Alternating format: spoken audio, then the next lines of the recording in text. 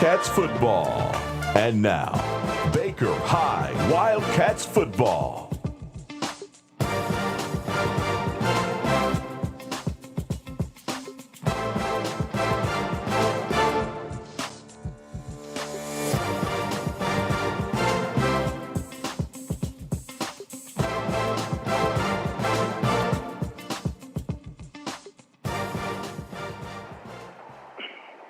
And good evening, everybody, and welcome to another Friday Night Lights edition of Baker County Wildcat football right here on 97.5 WFBB. I'm Mike Cruz, joined as always by Jackie Baker, and we're set to bring you all the action 2022 Baker County High School Wildcat football. And tonight, coming to you live from Viera Stadium here on the campus of Viera High School in Viera, Florida. Captains for the Wildcats have made their way out to the middle of the field. We've got Blake Mays, number 3, Derek Major, number 4, 34 is Avery Spurlock, and then we've got number 51, Yamon Gibson. So those are the captains for the Wildcats tonight. Jackie, they're out there for the coin toss. We're just moments away from the national anthem here. I wish I could tell you it was a beautiful night for football here from Viera, but we left the sunny skies and warm conditions up there in Baker County to come down here about 3 hours down 95 South, and the conditions not quite as favorable here. Afternoon showers and rain in the area, but hopefully it'll avoid us because, Jackie, we're out here in the elements. I was thinking this is going to be the best Friday night we've had yet in McClenny. I'm like, my goodness, the sun's shining. This is football weather. And then we come down here 3 hours south, and it's going to follow us down here, Mike, and it looks like rain all night. It looks like rain all night, but hopefully it'll just stay to the northeast of us over there, and we'll get a game in here. Wildcats out there, captains I mentioned a moment ago, dressed in black pants with the white numerals, black pants with the white jerseys with the red numerals and the black helmets for the Wildcats tonight. Viera has won the toss. They've elected to receive the football, so the Wildcats will be kicking and going on defense to start this game, and Viera will move right to left across your radio dial.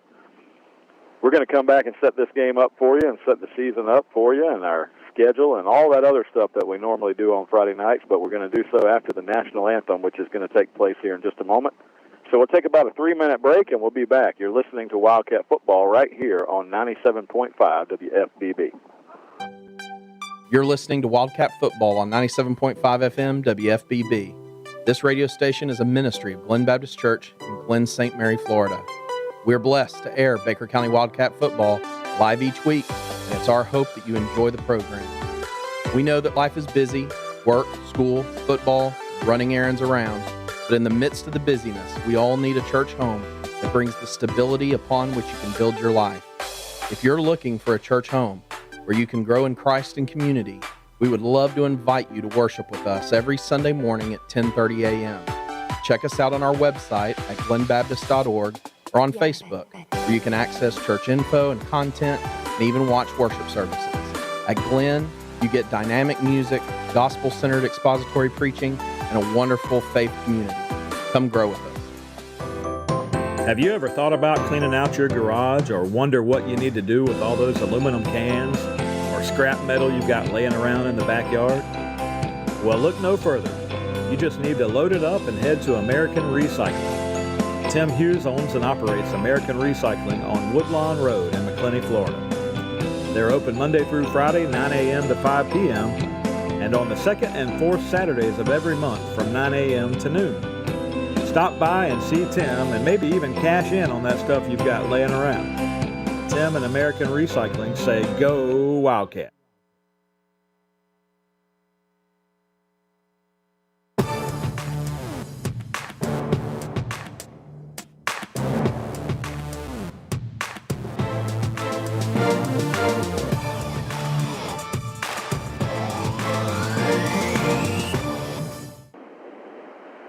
And we welcome you back here to Viera High School on the campus right here of Viera High School in Viera, Florida, just down the road from what's known as the Space Coast, Cocoa Beach, all this area here, Titusville. All this is part of what we know as Brevard County, Jackie, and just as we started talking about the wonderful elements and the weather that we had back in Baker County, man, the skies have opened up and we've got a rain shower here. I mean, this is no rain shower. Like, it's about to come down. Well, we're gonna try to work through it. But either way, the Wildcats I mentioned a moment ago, Jackie Viera won the toss. They've elected to receive. They're going to be behind their sophomore quarterback, Chase Cromartie, and there's a Baker County tie here to Viera, and we've talked about this before, but Coach Mays was the prior head coach here before coming to Baker County, and Coach Mays made his way up to Baker County, and the Wildcats got him, and in the process, now first-year coach here is Shane Staples, who's the son of John Staples from Baker County. Everybody listening in will know who that is. And Jackie, we may as well just suffer through it because we're getting wet, and that's just the only way we can put it. This is poor planning on our part, Mike. Rain every Friday for 2 months, and neither one brought an umbrella, a tent, a raincoat. So we're just going to have to stand here and be soaked and bring you all the action from Viera. Well, I'll say it like the old folks used to say it. You know, from whence I came, it looked beautiful, and then I get here, and we got this. So either way, we're going to bring the action to you.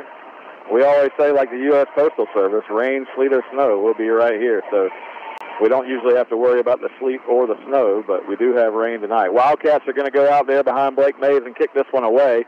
Hopefully, Jackie, it's like we see in the afternoons in Florida a lot. It's just a passing shower. That's what I will hope for. Viera wearing all black uniforms tonight, the black pants, the black jerseys trimmed in green numerals, and the black helmets. The Wildcats, as I mentioned, black pants with the white jerseys, red numerals, and black helmets. Jackie, this game against Viera, I mentioned the local ties here to the Viera area, but this game really of no significance to the Wildcats other than the fact that we'd like to get off the deck after the loss to Baldwin at home last week and get some confidence with this young football team. Yeah, that's what they're lacking right now. You know, you come off a real tough loss to a Baldwin team, Mike, that was never close. Baldwin absolutely outplayed us in every facet of the game. High kickoff coming from Blake Mays. Viera will field at about the 17-yard line and slip down immediately, as that's going to be an issue tonight. I can already tell you, if you don't have the long cleats in tonight, you're in for some slipping and sliding. And Viera is going to start at the 25-yard line, their own 25. I mentioned sophomore quarterback Chase Cromartie, and Coach Staples over here has been dealing with his own issues. They're 0-4 on the year, Jackie, and they've got some young guys on the roster. If you look up and down this roster, they've got some youth in there, some inexperience. They've lost some guys that have gone on to play at the college level the last couple of years. Yeah, and some really good ones, you know. I had a defensive tackle that's signed up with the University of Florida down there this year, you know, so a lot of talent no longer on this roster, and you can tell by the record. Viera starts it from the 25-yard line, moving right to left across your radio dial. And the snap is back to Cromartie. He's in the shotgun, and he'll throw it on first down. He's got a completion, but the Wildcats are there for a quick tackle. So short gain on the play. Had a completion out to the right side, maybe 3 yards on the catch. And we'll wipe off this water as we wait for the next little cycle to come through there. I see it coming through the trees. How about you? Down here in Viera, there aren't many trees left, but I do see it coming, Mike. It's coming. Coming across the subdivision now. Unfortunately, it's coming. Second down play upcoming for the Hawks from their own 28-yard line. You'd think with all this money down here, we could get somebody to bring a tent up here real fast and just put it over our heads. Second down play, Cromartie's going to fire one to the right side again. In these conditions, this passing game is going to be tough, but he gets a completion to the right side, and the receiver's going to get upfield for some yardage. Out to the 32-yard line. It's going to be about 3 yards short of a first down here, and it'll bring up third down. Yeah, you and I, we walked the field earlier before the game, Mike, and you could already see standing water, and that was when the sun was shining. And so now with these downpours, field conditions are definitely going to become a factor. On third down, they're going to face third down and 3 from the 32-yard line. Cromartie is going to be in the shotgun. He's got 5 receivers in this set, 3 to the left, but he does have one back in the backfield now. One of those receivers shifted over, so third down and 3. Cromartie this time an inside handoff, and the Wildcats were ready for it. So Viera comes out throwing on the first 2 downs. They get close to the first down, but they were about 3 yards short of the first down. And now you're going to be facing fourth down after they tried to run middle with Gillens, and Gillens was stuffed at the line of scrimmage and actually lost a yard. So it'll be 4th and 4, and we'll get the punt. Great series that time by this Wildcat defense. That's exactly what you want to do to start this game. These wet conditions, Viera thought they had a little something going in the short passing game, and the Wildcats able to shut it down. Cam Smith is deep to return the punt, and they're going to punt it away from him, and it gets a Viera roll all the way down inside the 20-yard line. My goodness. That's the kind of roll you're looking for as a punter, and he got it all the way down inside the 20, close to the 15-yard line. Cam Smith just watched it roll, as most teams will kick away from speedy number 1, Cam Smith. Yeah, he's not going to touch very many balls in this special teams game at all. And that time you called it, Viera gets the roll, and a great roll. That ball probably rolled in these wet conditions an additional 15 yards. Good evening and hello to all the folks listening in back in Baker County. We know we got some folks listening out at the Baker County Fair tonight and in town through the end of the weekend. And Wildcats getting set to go on first down. Davion Dean's going to run the keeper, and Davion Dean take the handoff through the middle, and he's going to get it all the way out across the 30-yard line on a 16-yard gain on first down. Good run that time by Davion Dean, and I think you're going to see a heavy dose of Davion Dean, Kanias Williams, Cam Smith, those guys touching the football and trying to get this ground game going to start. First down and 10 on the big run for Dean out to the 31-yard line. He's got Cam Smith in the backfield, and the snap goes through Dean's hands, and he's going to get sacked in the backfield as he just had to go back and get it. And I can't stress to you enough that the field conditions and the play conditions right now are not ideal. No, not at all. And we struggled with that center quarterback exchange in that game against Baldwin last week, and it wasn't raining, so this is only going to couple that. Second down, call it 18, 8 yards lost. The snap went through Dean's hands. He couldn't help it. It's raining and wet out there. Going to run the ball to the right side this time. Cam Smith got it. Cam Smith's going to get around the corner. He's going to get back plenty of yards from the fumble and get close to the first down yardage out here. And you can see that mud on the sideline, Jackie, when the guys get over there. I mean, it's almost to the point where it's dangerous. Yeah, and that time a Viera defender just rode Cam Smith out of bounds. And you're right. It's a short sideline as well between the field of play and the track there. So with the slipping and sliding, you definitely want to be careful. And Cam Smith with a great run that time to the outside and picks up big yardage. Third down, 2 now, 16-yard gain for Cam Smith. Wildcats, the fumble was snapped again. The snap was fumbled again, and Davion Dean tried to run, make something out of nothing there, and he was unable to, and we're going to lose yardage, and we'll have to punt it away. Oh, my goodness. Again, 1 step forward and 2 steps back for this Wildcat offense. Well, the positives there, Jackie, are when we were able to keep the snap, we gained 16 yards on 2 running plays. On the plays that we fumbled the snap, we lost yardage, and that's going to happen. Blake Mays goes back to punt the football away, and it's a low snap. Blake Mays under pressure now. He's going to have to try to run with it, and now he's going to have to throw it. Now he's just going to kick it away. A good job to actually get the kick away, as that was all kind of trouble. The snap rolled back to the punter, Mays. It's wet out there. He had it go through his hands. He ran to the sideline, looked to throw it to somebody, couldn't find anybody open, so he just punted it at the last moment, Jackie, but unfortunately it's going to be about a 10-yard punt, and Viera is going to take it 1st and 10 from their own 49. Hey, that 10-yard punt is a lot better than what was about to happen. Blake Mays was being harassed in the backfield and was about to lose 10 yards, and wisely does get it away. But Viera offense is going to start with great field position on this second possession. Chase Cromartie is the sophomore quarterback for Viera. We mentioned his name. He's 6'1", and he's going to hand the ball off up the middle, and the Wildcats force a fumble. 45 was back there for the Cats. That's Thrift, and Thrift is going to force the fumble, but they're going to call the Wildcats offsides, I'm afraid. Or I'm not sure what they call it. What in the world did they just do? He couldn't have been down. They're going to mark the ball where he lost yardage to the 46-yard line, but no way he was down. He was up in the air. Did they call forward progress was stopped? That was a very early whistle. No chance forward progress was stopped, and no chance of anything other than that being a fumble, Jackie. That should have been Wildcat football, but it's not. Second down play, they're going to run it again, and the Cats defense all you really have to do is get somebody off balance here in this weather, and they're going to go down because you can't. There's no way to cut back or anything on this field right now, as wet as it is. I think with all the money down here, man, they'd have some turf down there. I was thinking. I asked the coach that if they had turf, and he said no. And it's surprising because everything here is brand new and beautiful down here in Viera. It just reminds you where the money is in Florida. Third down and 12. Wildcats are going to come off sides this time. Two of our ends on the far side come across, and we're going to give them 5 yards. The good news is, Jackie, when the plays are running and we get everything executed cleanly, we're doing a pretty good job. Defense playing well, but it's the in-betweens. We fumbled the snaps a couple times, and then we have guys off sides here, so we give them a 3rd and 7 instead of a 3rd and 12. But let's see if we can shake that off and get these guys on the ground. Wildcats 2-1 coming into tonight's ball game. 0-1 in the district. Lost last week to Baldwin. Wildcats need to run a few wins off, get some confidence, and get back into the district race. Bad snap here. The quarterback fumbles it, and the ball is on the ground. Bad snap back to the quarterback. Ball ends up rolling around, and they're going to say Wildcat football. We should have had it on 1st down, but we ended up getting it on 3rd down, and we'll have good field position here near midfield. Great play that time out of Wildcat defense. That ball rolled around for what felt like forever, Mike. But again, these field conditions just absolutely terrible. Wildcats right in front of us here, just shy of midfield from the 48-yard line. Davion Dean, quarterback, in the shotgun, and he's got Williams and Smith in the backfield with him now.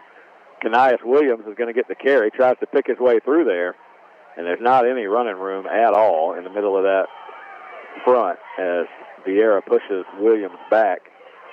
He's slow, methodically, just trying to find a hole there, Jack. He couldn't find it, and we're going to lose 3. Yeah, very patient run that time by Kanias Williams, and there was just nothing doing on that play. He was able to break one tackle, but they're out in the backfield. 2nd down, we'll call it 12 for the Wildcats. Davion Dean has 2 receivers to the right, 2 to the left. Williams, the lone back in the backfield with Dean. Cats get the play in. Going to have to hurry.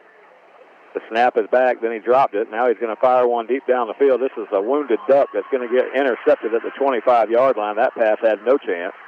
And it's going to be intercepted by Viera at the 25, and he's going to return it out near the 40. 15 yards on the return there on 2 turnovers in 3 plays. Yeah, it's just not a good offensive series at all. That time again, the snap is, we just can't handle the snap, Mike, and Davion Dean dropped the ball on the ground, then tried to pick it up and thought he had a man open downfield, and unfortunately, with the conditions, just wasn't able to get anything behind that one. Mid-quarter timeout here, 5:46 to go in the first quarter. No score from Viera High School. Let's send it back to the station for a 30-second timeout. You're listening to Wildcat Football on 97.5 WFBB. Baker County Farm Bureau wants to wish the Baker County Wildcats much success this football season. Baker County Farm Bureau, specializing in auto insurance, homeowners insurance, along with life insurance. To get started with Farm Bureau, contact Jack Baker or Justin Webb at 259-6332. That's 259-6332.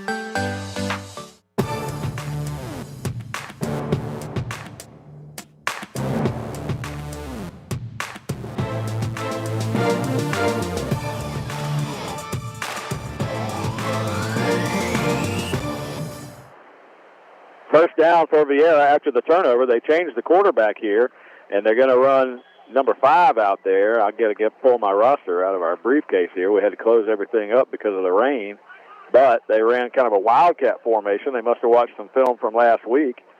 Wildcats stuff him, though, 4 yards back in the backfield. Yeah, that time the Wildcats all over it. Orlando Holland able to turn him back inside, and you talked about it earlier. As soon as he tried to make that cut, Mike, his feet came out from under him, and a host of Wildcats able to bring him down. So it's straight up and down running here. Yeah, hard to say it any differently than that. I mean, the conditions just don't warrant anything other than some kind of power game right through the middle. That's really all you've got tonight. Second down and 12, and that's exactly what Viera tries to do. They run the running back straight up I formation, hits the hole and gains a yard, so it'll be 3rd down and 12 now after the second down run. again, this Wildcat defense. Kind of a test tonight, Mike. You know, Baldwin kind of sucked the life out of them a little bit last Friday, so to see how they respond to that tonight, and so far doing a great job if they quit jumping off sides. Yeah, that's twice for the end on this side, and we did it right before the turnover a moment ago, and it was the same exact situation, Jackie. 3rd and 12 now becomes 3rd and 7 as you move the ball out to the 43-yard line. And, you know, I mean, on 3rd and 7 in this type of condition, it doesn't hurt the defense as bad as it normally would, but you just can't make those mistakes. And we've been trying to eliminate mistakes like that all year, and we're still making them.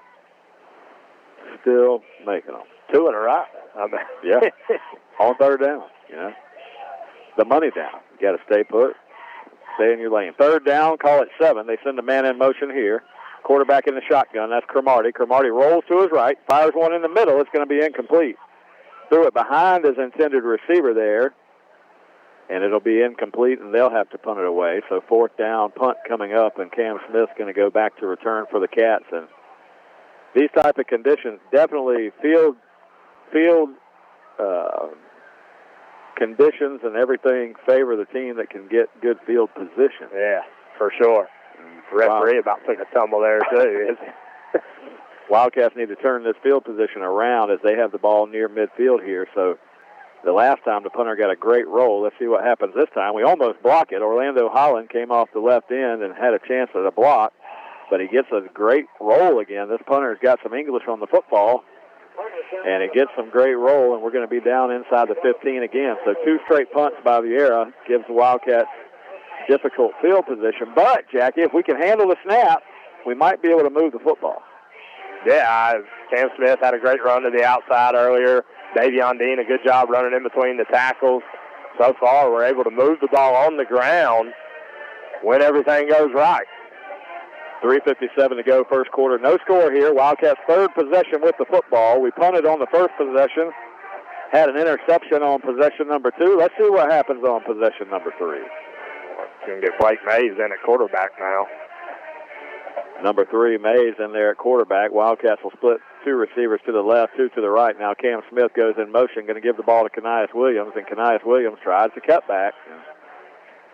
Can't really cut back in these conditions. He slips down right there, and it's not much yardage. Maybe gained a half yard, maybe a yard. It'll be 2nd down and 9. And that's where he's so good, Mike. He sees the hole, and he's able to plant his foot and hit it with authority. And, again, I mean, we can't tell you enough. Everybody's slipping out there again. He tried to plant that time, and his feet just come all the way out from under him.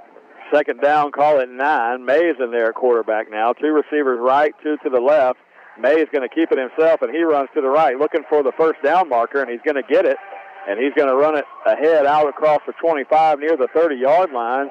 And that was just a straight quarterback keeper. He took the snap, rolled to his right, saw the opening, went and got the first down. Yeah, the outside linebacker, they're not coming all the way out to cover this slot receiver. And so at time, these receivers on this end doing a great job of pinning those guys inside and allowing Blake Mays to get out there and pick up a Wildcat first down. First down out at near the 30-yard line. Going to be, call it the 29. Blake Mays still in there. Davion over here on the sideline. Getting checked out with the trainer. Hopefully everything's all right. I saw some smiles down there, so hopefully just something minor. Blake Mays going to run the left side this time. So he slides down out near the 40-yard line as he did the same thing this time. Fake the handoff to Cam Smith coming around on the fake jet sweep. Blake Mays goes left, picks up another first down.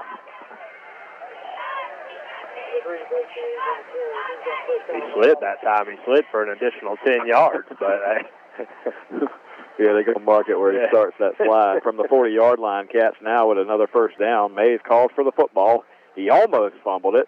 And Mays going to run it to the right side this time, and he'll take a couple of hits out near the 45. But positive yards again.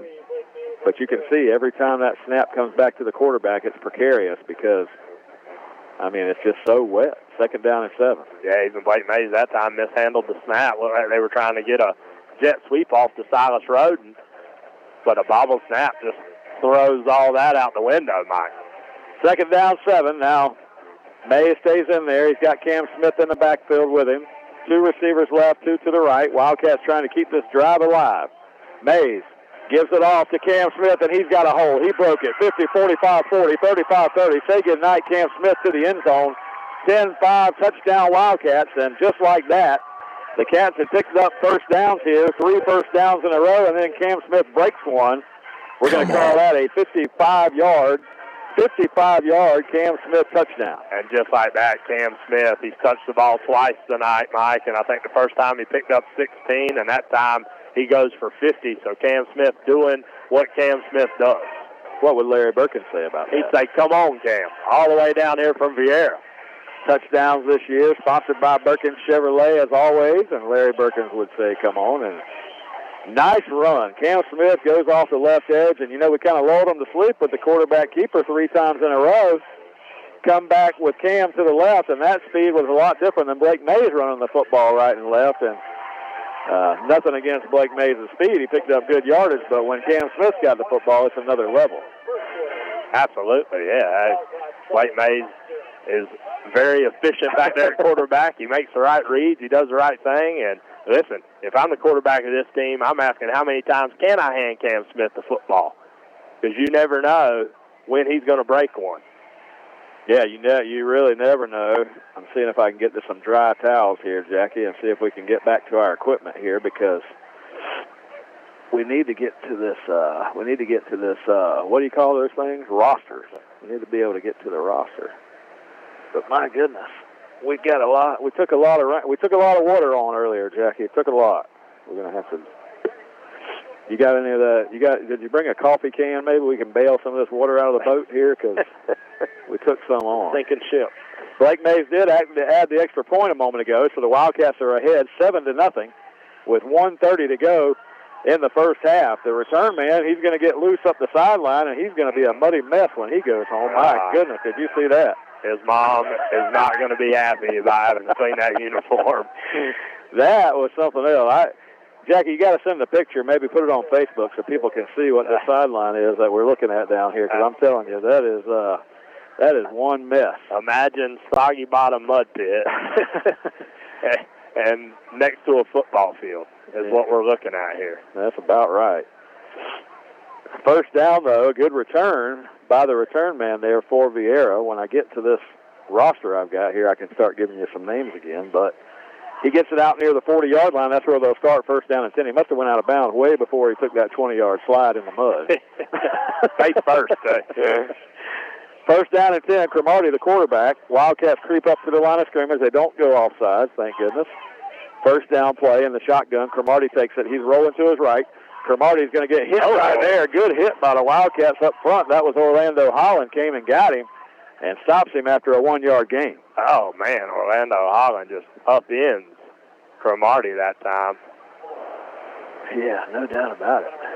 Jack, I'm going to get this where you can maybe sit down here in a minute. I don't know if you want to or not. It doesn't matter.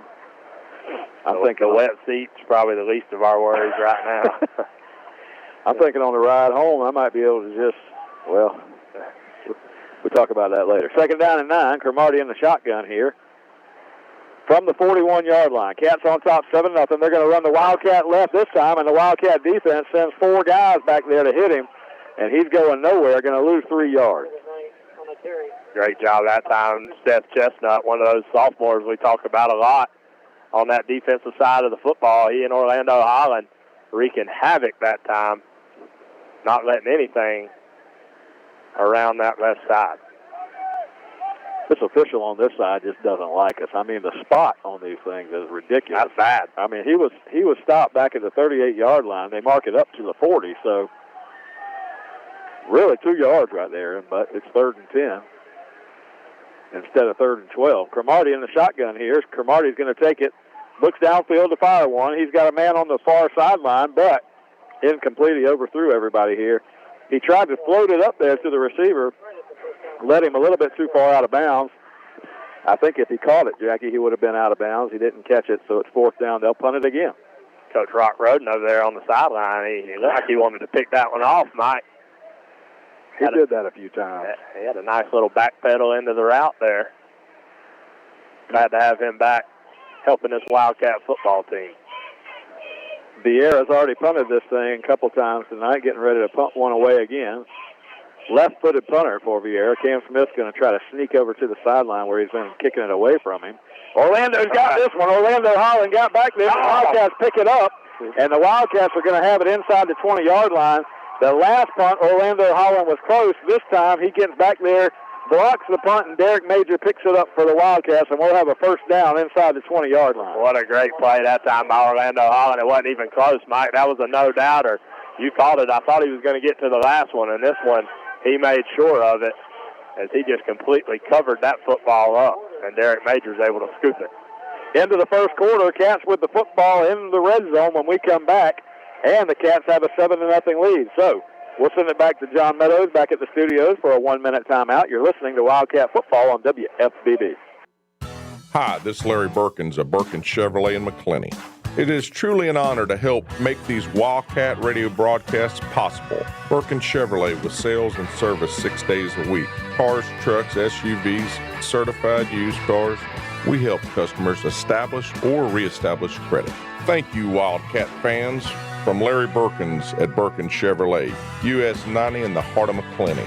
Online at BirkinsChevy.com. For over 50 years, Dependable Heating and Air Conditioning has been serving the community of McClenny. They provide quality air conditioning, HVAC, and electrical work to the residents of McClenny and the surrounding areas. The phone number for Dependable Heating and Air Conditioning is 259-6546. Oscar and Susie Gray would like to say, go Wildcats. Again, that's Dependable Heating and Air Conditioning, 259-6546.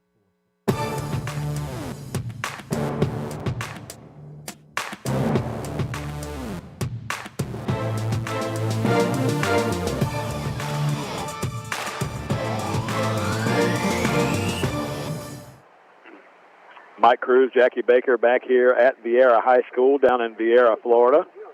If you don't know where that is, look on the map just south of Daytona Beach on I-95 and look about what would be about an hour drive past Daytona on the interstate, and Viera just off of the interstate here. The county seat of Brevard County. They got the school district office here in town and all the community offices, county offices here in town, and it's a beautiful little town that they've built right here off of I-95 going south. And if you go to the east, you'll run into Cocoa Beach and Titusville and NASA, the space station not too far away. The big baseball stadium that's right up the road there, Jackie, is Space Coast Stadium. I remember that USSSA softball used to have some big Space Coast. The men's major teams would play down here in the Space Coast, and those guys would hit the softballs out of that stadium. You can believe it. First down play, Mays is going to throw one, and to his unlikely receiver, which is Davion Dean, and Davion Dean makes the catch, and he will not be tackled. I mean, he just wouldn't go down, and he's all the way inside the 5-yard line on a great run after the catch for Davion Dean. Davion Dean at wide receiver that time. Blake Mays gets it out there to him, and he literally took the first defender and just shoved him into the ground. Mays has Cam Smith in the backfield, going to give it to him. And Smith's going to fight his way forward, and he's into the end zone. So after the block punt by Orlando Holland, recovered by Derek Major, the Wildcats set up inside the 20-yard line. We get a pass out here to Davion Dean, sets up a touchdown run for Cam Smith. He's got 2 touchdowns tonight, does number 1, and the Wildcats lead it 13-0. And a little unorthodox on the offensive side that time. Davion Dean out there at receiver, Blake Mays back there at quarterback. But listen, whatever we got to do to get this thing going. Davion showing some muscle down there, Jackie. He didn't want to be tackled. I mean, throwing guys down.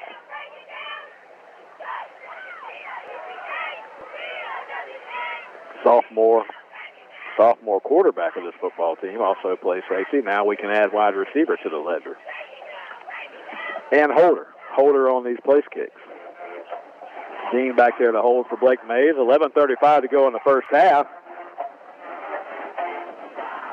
And Mays going to kick the extra point. That defender's mama is not going to be happy about what Davion just did to him on that play. Oh, no. No, it was ugly, even from here. Mays going to add the extra point, and that one is drilled right down the middle. And down here in Brevard County, Jackie, as pretty as everything is, with the muddy field conditions, the Wildcats having no problem so far. 14-0 on top of Viera. No, good to see this Wildcat team kind of bounce back. You know, we talked about it at the end of the last game, Mike. How would they respond after a 30-0, well, 30-7 defeat Bob Baldwin scored one late there last play of the game, but how would this young team respond to it? And they've come down here to Viera against a bigger school than them and responding well so far, up 14-0 early in this ball game. Early in the game, 11:35 to go here in the first half. Wildcats with the 14-0 lead. And as I mentioned, all the folks back in Baker County listening in, they want to hear what Larry Berkins would say about that touchdown. He'd say, just come on, Cam, for number 2 on the night. Number 2 on the night, and Larry Berkins' second touchdown of the night. If you've been thinking about a new car or truck, you should get down there and talk to Larry Berkins down at Berkins Chevrolet. Kicking's a deep one here for Blake Mays as he just lined up and drilled that one near the end zone. They're going to return it out across the 20-yard line, and they'll set up shop somewhere between the 20 and the 25. I'll call it the 22. First down for Viera. They've done nothing offensively. The Wildcat defense has controlled the game for sure. We've got one turnover, and they've punted the ball 3 times. Yeah, it looked like they were going to have something going there early on, Mike, on that first possession. Just a couple little quick hitters to wide receivers, picking up 3 and 4 yards at the time, and then tried to run in between the tackles, and that Wildcat defense was able to shut that down, and they've done nothing since. Chase Cromartie, the quarterback for Viera. He stands in the gun. He's a sophomore. He looks to throw. He's under pressure, and Cromartie's going to get out of pressure, and he's going to run down the field, but a shoestring tackle over there by one of the Wildcats is made before Cromartie can get too far upfield. He had plenty of room to run, but that shoestring tackle got him a 5-yard gain. Yeah, good play that time by Phillip Jackson on that defensive line. Good pursuit. Looked like Cromartie had broke contain and had some room to run over there. But again, Phillip Jackson able to make a dive and tackle and bring him down after a short gain. Second down, call it 5 for Viera from the 28-yard line. Cromartie, the quarterback. He's got Judah Knight in there as his feature back. He's going to split 3 receivers to the right side. Gives it off to Knight. Knight's got a little bit of a hole, and Knight's going to get out there for a first down, and he fights his way all the way out across the 40 and loses his helmet in the process. But a good run for Judah Knight as he gets it out near the 42-yard line. Yeah, great run. Had a couple Wildcat defenders really tattoo him through there, Mike. He got hit 2 or 3 times really hard and solid, but able to keep turning those legs and picks up the first down for this Viera team. From the 41-yard line now, Viera's going to put it in play. First down and 10. Cromartie's in the shotgun. 10:15 to go, second quarter. Cromartie takes it. Handoff to the left side. The running back's got some room. He fumbles the football, but it's out of bounds, and a flag comes in after the play. So the defense, we had not allowed a big play against this offense all night. Now they've got 2 in a row. Yeah, just straight gives the Knight one in between the tackles on that last play, and then this one he gets outside and finds running room there, picks up about 15 before the ball comes loose and fumbles out of bounds. Flag on the play here, and maybe a sideline warning on Viera. Yeah, it came down right as the ball carrier was going out of bounds. He did fumble the football out of bounds, but nobody could get to it. They give the personal foul call, Mike, but don't tell you what it's for. They just tell you it's a personal foul. Personal foul. And they're going to get 15 yards. Well, 15 yards is going to move Viera all the way down to the 30-yard line of the Cats here. So just as we said, the defense has been controlling the football game. Viera now comes out, gets a couple of big plays, plus a 15-yarder. Handoff, Knight back in the game. He's going to get it, and he's going to get tackled right at the line of scrimmage. Cale Cruz, I believe, got in there and got that tackle. Good play that time by Cale Cruz. Able to hit Knight before he can get anything going. And again, I'm with you on the spots here. Yeah, I mean, it's just a little favorable to the home side. No gain on the play. Number 22, Cale Cruz, came up and got him. It'll be second down and call it 10. High snap. Cromartie grabs it, fires one deep down the left sideline, and it's going to be out of bounds. They've tried to float it out there to the receiver a couple of times, and this time incomplete again. So after all that work they did to get down here inside Wildcat territory, now they face a 3rd and 10. 3rd and 10 here, and you got to watch for the hard count. Got these Wildcats to jump a couple times tonight.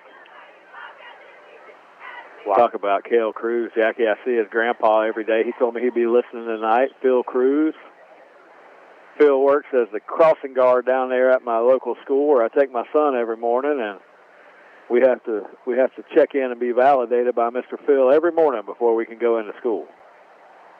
He validates you every morning? Every morning. Sometimes I need to call him. Sometimes it takes a minute. He says he's got to get the transmission back from the head office, but he does eventually let me through every time. But, Mr. Phil, if you're listening, we give you a big Wildcat hello. And like I said, Jackie, a lot of folks probably out at the Baker County Fair tonight tuning in, seeing what these Wildcats are doing. Well, right now we're on top 14-0 here in the second quarter. You get a chance to get down there and get yourself a funnel cake this week? I have not. This may be the first year ever that I'm not able to get down and enjoy some of that fair food. Well, I'm going to tell you a story about some food I saw down there Monday night in just a minute. Third down play, 3rd down and 10. Cromartie, hard count, tries to get the Wildcats to bite. They don't. 2 receivers to the right. Cromartie's going to just hand it off. They're running to the left side now. Would you hand it off if you're thinking 4-down territory here? Is that what you're thinking? Yeah, it's definitely 4-down territory, and Cale Cruz bringing the boom on that one. Big hit by Cruz on the far sideline. It'll bring up 4th down. He didn't get much on the play, if anything, so 4th down and probably 10. I'm thinking if they ran the football there, they're probably thinking run it again after that. But from the 30-yard line of the Cats now, Viera's got a decision to make, and they're going to go for it. Clock running, under 9 minutes to go in the first half. Wildcats on top, 14-0. That's the only good news, as Jackie and I are drenched on the visitor sideline here with all the rain we got right at kickoff tonight. But we'll dry. 4th down and 10. Cromartie, straight drop. He's under pressure, has to roll, fires one out to the right side. It's going to be out of bounds and incomplete, and the Cats have stopped Viera again. Great coverage that time. Number 12 in coverage, Trenton Armstrong, all over the Viera receiver. Nothing doing. Good pursuit in the backfield by this Wildcat front. And this Wildcat offense is going to take over after Viera had a promising drive, the most promising of the night. Jackie, a lot to talk about on our Baker County Farm Bureau halftime report. We're going to set that up in a few minutes. I tell you, one of the most disappointing things of all year happened between last night and today, and I'll share that with you in just a moment.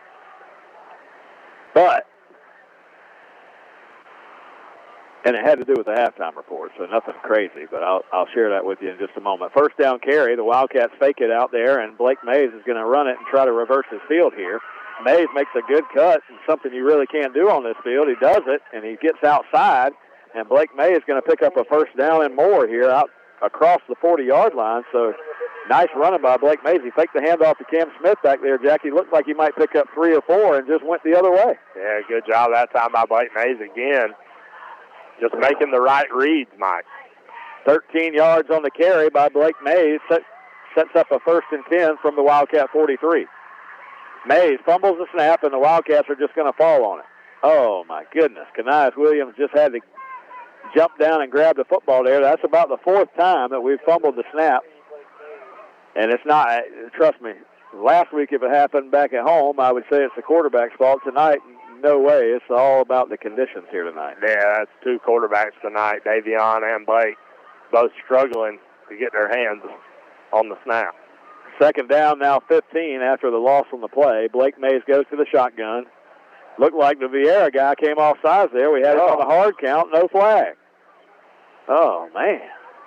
He definitely stepped into the neutral zone, no flag. 2nd down.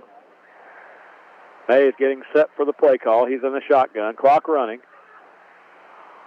Wildcat's going to hand it off to Cam Smith. Cam's trying to get to the corner over here, and he's going to get pulled down after a gain of 2 yards maybe, as the defender slides all the way near the track. The track. Oh, man. If you can see the mud on this sideline. 3rd down now for the Cats. 3rd down and call it 13.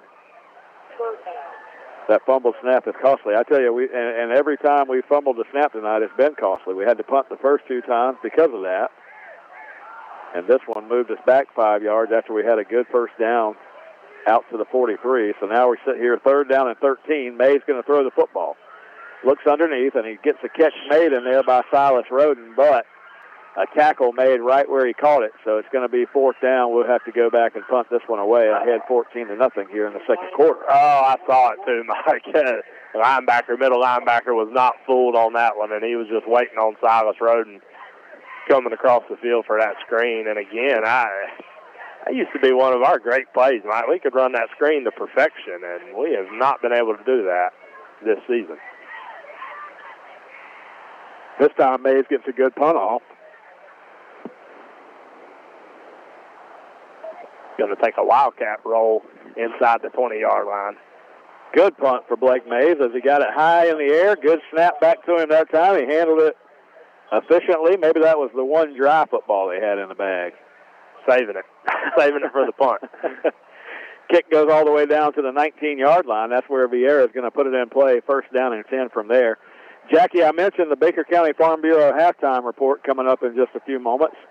I want to thank all our sponsors for making it possible. You've already heard from Birkin Chevrolet tonight. You've also heard me talk about the dependable heating and air conditioning coaches show that we have each and every Monday night right here on 97.5 WFBB. Want to welcome in a new sponsor, Jackie, Tailored Healthcare. At Tailored Healthcare, the only thing we like more than seeing the Wildcats win on the field is seeing our patients have success with their health.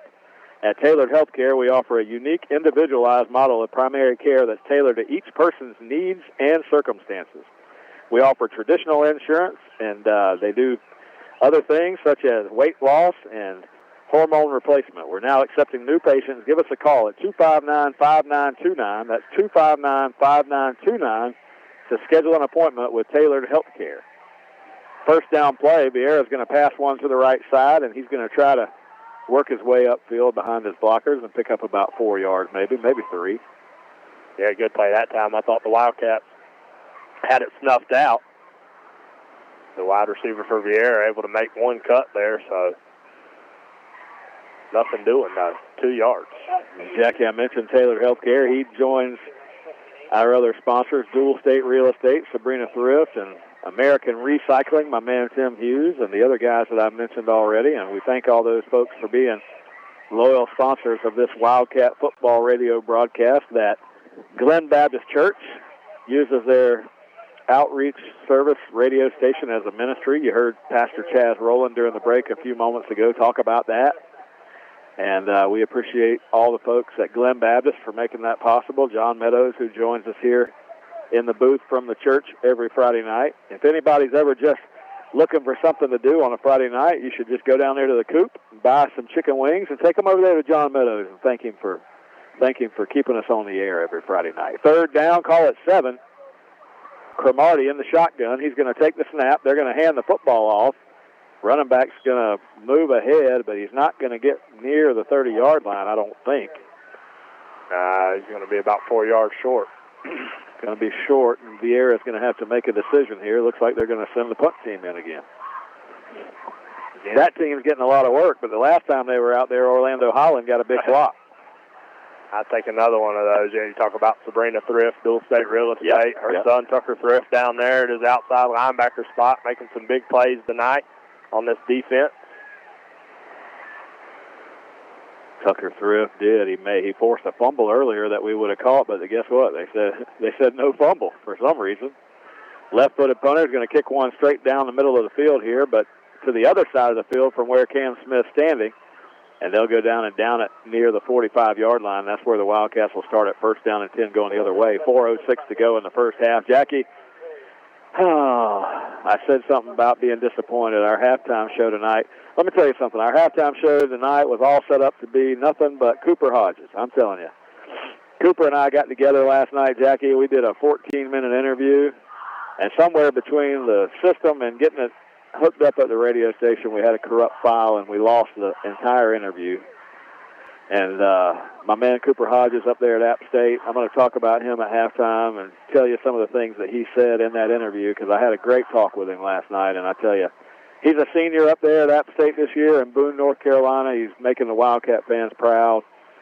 And, gosh, I really wanted the folks to hear what he had to say. Cam Smith's going to take the 1st down carry, and he's going to take it for a 1st down and more as he gets down the right sideline.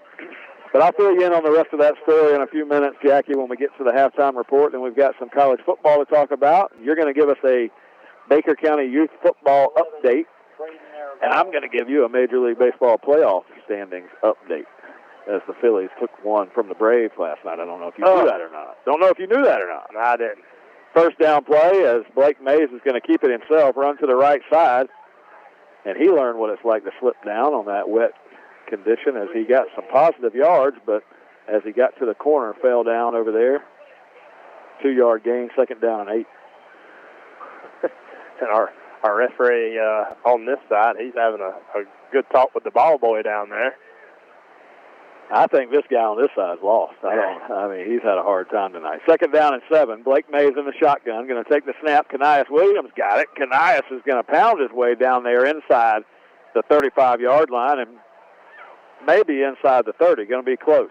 He's more worried about getting a new football in here than he is about marking the line of scrimmage.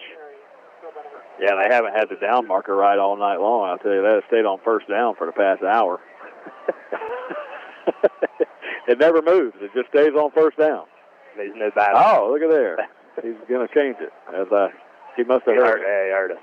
Listening in on 97.5 here in Brevard County. Third down and 2 now after Kanias Williams picks up 7 on that carry a moment ago. Good gain by Kanias Williams as he went up the middle of that defense and carried a couple of guys with him. I thought he was going to break free and get the first down, but I think the Wildcats in 4-down territory here. Third down, Kanias slips down, but he might have gotten enough for the first down as he got through the middle there. And again, tried to kind of cut it back to the left side, and as he did, he slipped down. Should be a first down, I'm thinking, but they're going to here again. They mark it about a half-yard short. I thought from the way the hole opened up through the middle, I thought he got at least the 2 yards he needed, but fourth down and a half yard. Blake Mays, shotgun, going to take it, give it to Williams again, and he's going to bounce it outside. Sorry, this is Cam. Cam Smith had a chance to get around the corner, and if he did, it would have been a touchdown, but he gets the first down inside the 25, and the Wildcats are still moving here with 1:59 to go in the first half. Oh, man, I thought Cam Smith was going to break that one to the outside. Mike had one man to beat, and just a great open field tackle that time by the outside linebacker for the Hawks. The good news here, Jackie, the Wildcats on this drive here near halftime are going to get the ball to start the second half, so if we were to score here, we're going to get the ball to start the second half. Viera won the toss before this football game and elected to receive, so the Cats will get the ball to start the second half. And if we could score here and get the ball to start the second half, that 2-for-1 we talk about. Yeah, I tell you, that'd be a great job by this team tonight. And if we get to the 35-0 mark and get that running clock, even better.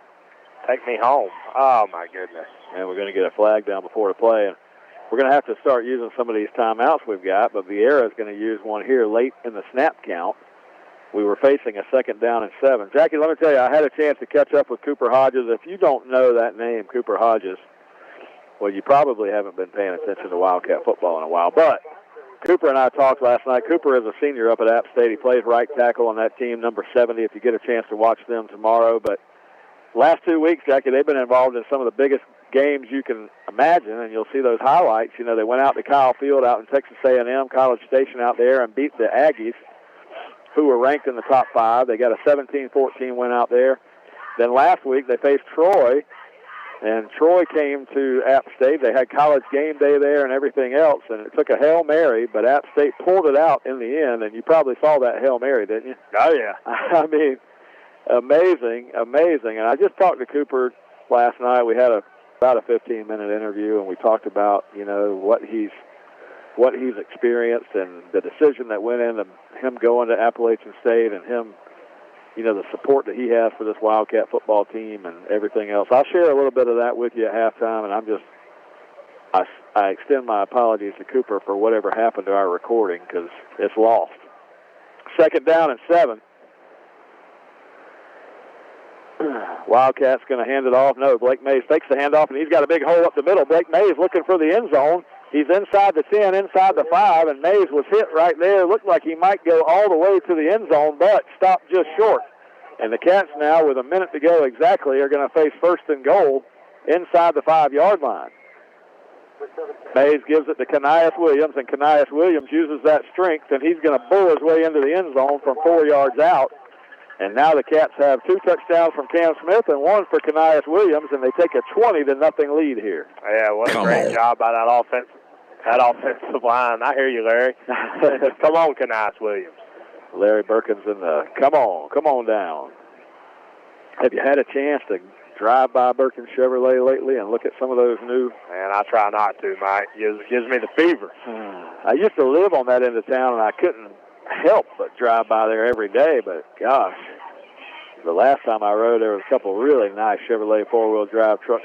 If you've been looking at them too, get down there and talk to Larry about one of them, and he said go Wildcats. Davion's going to get the snap late, and it's going to still go through there. Blake Mays adds the 3rd extra point to make it 21-0.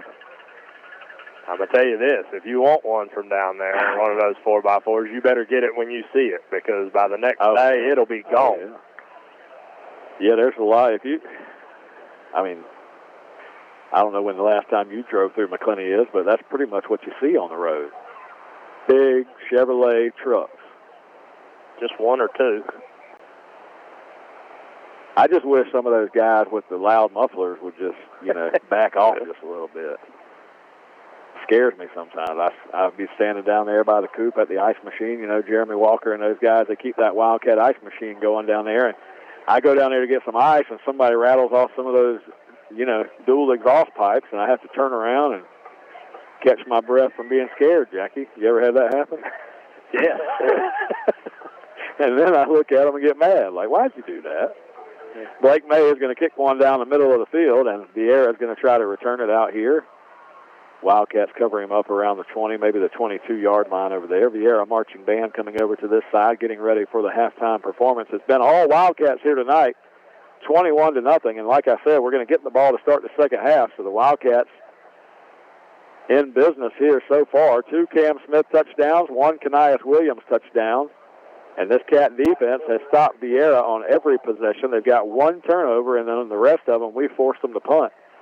And if my count's right, Jackie, Viera only has 3 first downs in this first half. And they all came on one drive before we finally stopped them on 4th down. First down play, Chase Cromartie, the quarterback, he's got 1 back in the backfield. That's Knight. Knight's going to get the carry, and Knight's going to run it. He's got a hole. Knight out across the 30, and he gets belted right there by one of the Wildcats in the secondary. And it'll be 2nd down. Or it'll be 1st down, sorry. One of the better runs of the night, but that was because there was a missed tackle right at the line of scrimmage there by a Wildcat defender. Man, Blake Mays is everywhere tonight, Jackie. The guy that pounded Knight there at the end of that tackle was Blake Mays. First down play, 1st down and 10. Going to hand it off again tonight. The clock's going to run here. We're under 30 seconds to go in the half, so the Wildcat defense just trying to hold on here and take this 21-0 lead to the locker room. Jackie, I guess we're about 4 weeks into the college football season, so stick with us at halftime. We'll give you some updates on what our thoughts are on college football. We'll talk about some of the big games in action tomorrow. A couple of things happening that we haven't seen in a while. Florida State started the year 3-0. Georgia looks really impressive again. Can anybody play with Georgia? I think that's one of the questions that we'll talk about at halftime. Some other teams, trying to figure things out. We'll talk about that, too. And then we've seen some incredible things, like I mentioned the App State Hail Mary a moment ago. App State's 2 points away from being 3-0 and a team that people are really talking about. That North Carolina game to start the season was disappointing. I know they wanted to win that game and really could have. Had a chance, yeah. Really could have. 2nd down play here for Viera, just 24 seconds on the clock, and I think that was their last time out. I hope it was. Quarterback Cromartie takes the snap. They're going to fumble the football in the backfield, and the Wildcats close to covering it up back there, but it'll be 3rd down, and I think after that, they're probably going to let it run out. I was going to say, you better take it at halftime now. You almost cost yourself some more possible points there. Well, that's going to do it for the first half here from Viera, Florida. The Wildcats 21, the Viera Hawks nothing, and the Wildcats will take that lead to the locker room. Jackie, when we come back, we're going to have, like I said, the Baker County Farm Bureau halftime report.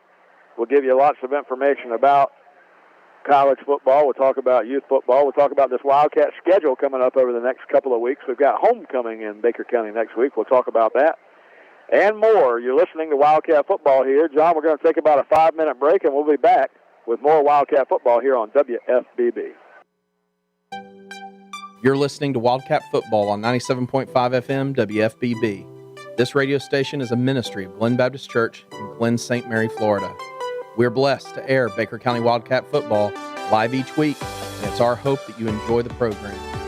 We know that life is busy, work, school, football, running errands around, but in the midst of the busyness, we all need a church home that brings the stability upon which you can build your life. If you're looking for a church home where you can grow in Christ and community, we would love to invite you to worship with us every Sunday morning at 10:30 a.m. Check us out on our website at glenbaptist.org or on Facebook, where you can access church info and content and even watch worship services. At Glen, you get dynamic music, gospel-centered expository preaching, and a wonderful faith community. Come grow with us. Dual State Real Estate is a proud supporter of Wildcat Football. We offer home and land sales as well as property management in Florida and Georgia. Come in for a free consultation and we'll show you how to get up to 16% more for your property. Mention this ad and we'll give you free buyer representation.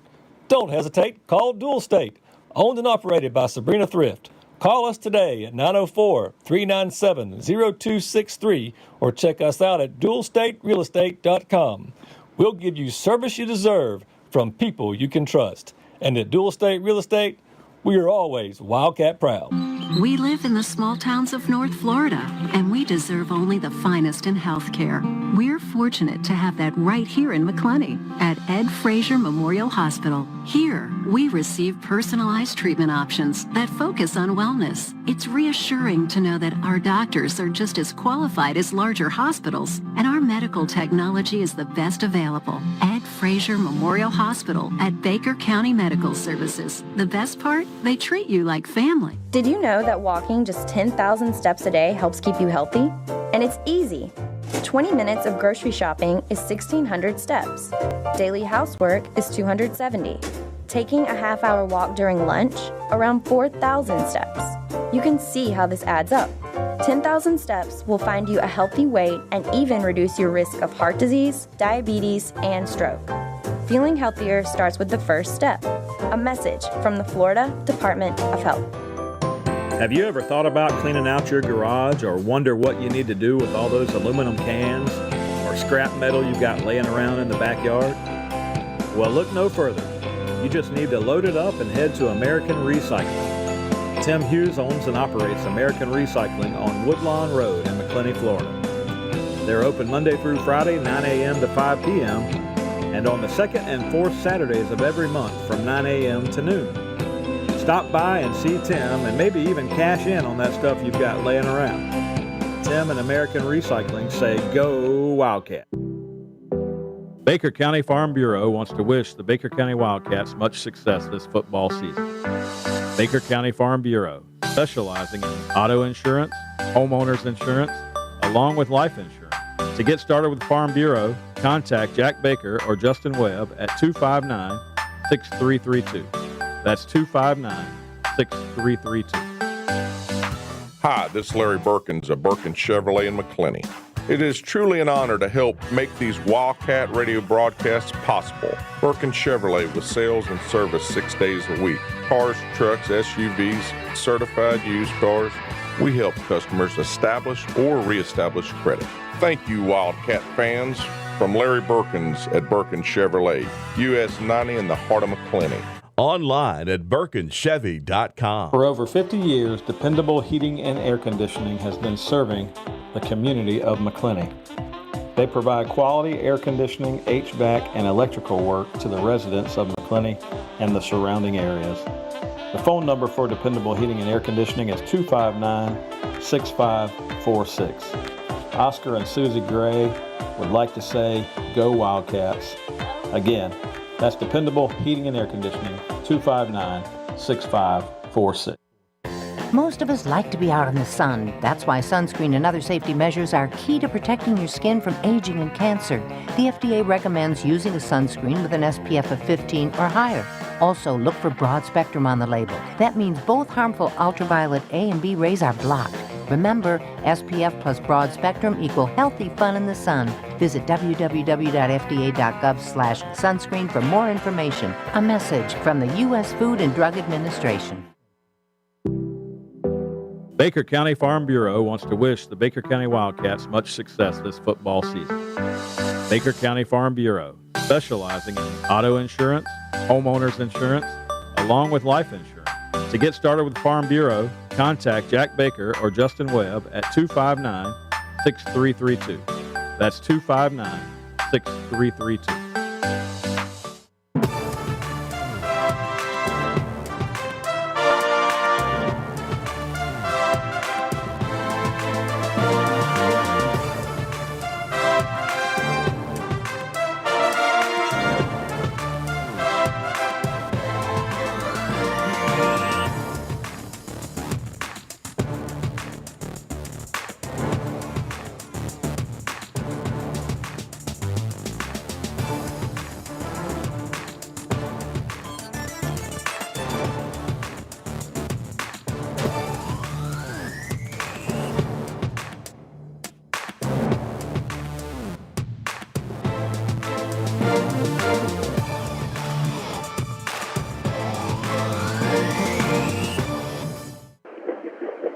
And we welcome you back here to Viera High School. Side of tonight's matchup between the Baker County Wildcats on the road and the Viera Hawks. And the Viera Hawks hosting the Wildcats here tonight on a very rainy night here in Central Florida. Jackie, we're just down the road from the Space Center, the NASA complex, right over there in Titusville, Cocoa Beach, right down the road. If you wonder where in the world Viera is, well, that's where it is, right down here south of Daytona on I-95. And I can tell you in about an hour and maybe 20 minutes, I'm going to hit I-95 to the north and get out of here because we had better weather at home. Welcome you back to the Baker County Farm Bureau halftime report. I want to thank Jack Baker and Justin Webb. Each and every year for the past, I can't even remember how many years, they've been our halftime sponsor. And Jack and Justin, big Wildcat supporters, 259-6332, the number to call down there at Farm Bureau Insurance. And Jack reminded me the other day that September was Life Insurance Awareness Month, so if you have not ever thought about it, what it means to have life insurance, if you don't know right now if you have life insurance, or if you just have thought, well, maybe one day I'll look into getting some life insurance. Well, you never know when something might happen and affect somebody that you love, and you should give them a call and talk about the options that are out there. So 259-6332. Not only do they do life insurance, but automobile insurance, homeowners insurance, all that, and more. So give them a call down there, and Jack and Justin be happy to take your call and talk to you about anything. Even if you don't buy it from them, they're happy to talk to you about it. And one of the best things is, Jackie, they great service. You know, you can call them anytime. They answer the phone, and if they don't answer, they'll call you back. They're just good to have that type of support when you need it for insurance purposes, you know. So it's one of those things you pay and pay and pay, and you think, well, maybe, you know, probably won't ever need it, but you got to have it, man. And I tell you, you just never know when something's going to happen and you're going to need it. So give them a call, 259-6332, and we thank them again for being Wildcat supporters here on Friday nights each and every week. Jackie, Wildcats 21 and Viera nothing here. It's been a great half for the Wildcats. Cam Smith a couple of touchdowns on the night. Kanias Williams added one. Davion Dean set that one up with a big catch that he made as he played quarterback early on, then moved out to receiver. He's still playing some on defense, but luckily the Wildcats have been ahead so far in this one. We haven't had to work too hard since the middle part of that second quarter, but got a good touchdown there toward the end of the half that's kind of springboarded, and if we can get one to start the second half, because we will get the football, then I think we'll feel good about possibly bringing a win home tonight. Yeah, great job so far by this Wildcat team. The offense had a slow start, Mike. You know, field conditions weren't conducive for getting a lot of things going that we were trying to do, so a slow start, but man, when they finally kicked it on, Cam Smith kicked it in gear on a huge 50-yard touchdown run to break it open, and ever since then, this Wildcat offense is clicking on all cylinders, and the defense has just paid lights out all night long. They gave up one drive here, drove down to about the Wildcat 25-yard line before the Wildcats stifled that drive and were able to stop them on fourth down and take over. So a good effort all around tonight for this Wildcat team. Great effort, and getting it done in the terrible conditions. I mean, this field is about as wet as any field I've seen this year, and mud on the sideline. They're going to have to spend some time around here getting this thing back in playing condition after this is over, I can tell you. But either way, the Wildcats with that 21-0 lead, and we will get the ball to start the second half. So I know that makes Kevin Mays happy. Viera traveled up to our place last year and got a hard-fought win against the Wildcats at home, and I know he wanted to beat them coming from down here, and tonight looks like he's going to get that opportunity, Jack. Yeah, I think Viera kind of snuck one out on us last year, a game we thought we had won and played hard, and, man, I don't remember his name, but that Viera quarterback last year played the best game of his life, I'm sure, because he was just pitching it around, and we didn't have an answer for him, and so Viera sneaks away with one last year, and then the Wildcats able to come down here and so far put on a show in front of this Viera crowd. Well, we talked about it with the Wildcats. We've got a district loss on our record now. We're 2-1 on the year, lost against Baldwin last week. We'll get a chance to even that district record up this coming week, Jackie. The Wildcats will be at home against West Nassau this coming Friday night. The only issue Coach has with that is it's homecoming, so sometimes it's hard to get these guys' attention during the week, but I think they'll be focused as, a chance to get that district record back to 1-1 and get, you get the confidence back tonight and go back and get a win. You're only, you get a win here tonight and then you get a win next week on homecoming. You're back in the district race and you're 4-1 overall, so things looking up, and that's kind of where we want to go from here. Yeah, I mean, that's exactly what I would be trying to do if I was Coach Mays, kind of doom and gloom after a tough loss to Baldwin last Friday. But if you can come down here and you show these guys, I mean, they've played a tough Oakleaf team. And I tell you, Oakleaf, one of those teams that people in Jacksonville are talking about to watch out for, and the Wildcats were able to defeat them. And you go up to Brunswick, Georgia, and you defeat a good Richmond Hill team.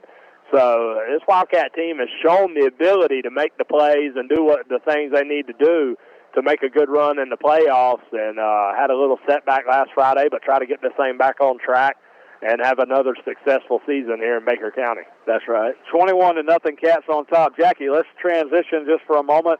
A couple other things I want to talk about. Again, I want to tell Alicia Hodges, my good friend, I ran into her at the fair this week, Jackie. I want to tell her sorry because I don't know what happened. I had a great interview with Cooper last night, and I've already talked about that enough tonight. I'll tell you, though, one thing that Cooper left with me, Jackie, I don't know if you knew this or not, but up at App State where Cooper is, one of the things the head coach does up there is they've got something they call App State Men, and he talked about making the transition from being a kid, when he left and went to App State to, really growing into a man, not only on the football field, but just in life, and he talked about the coaching staff there and the guys just, really caring about people with character, people that wanted to work hard, people that, wanted to put in the extra effort.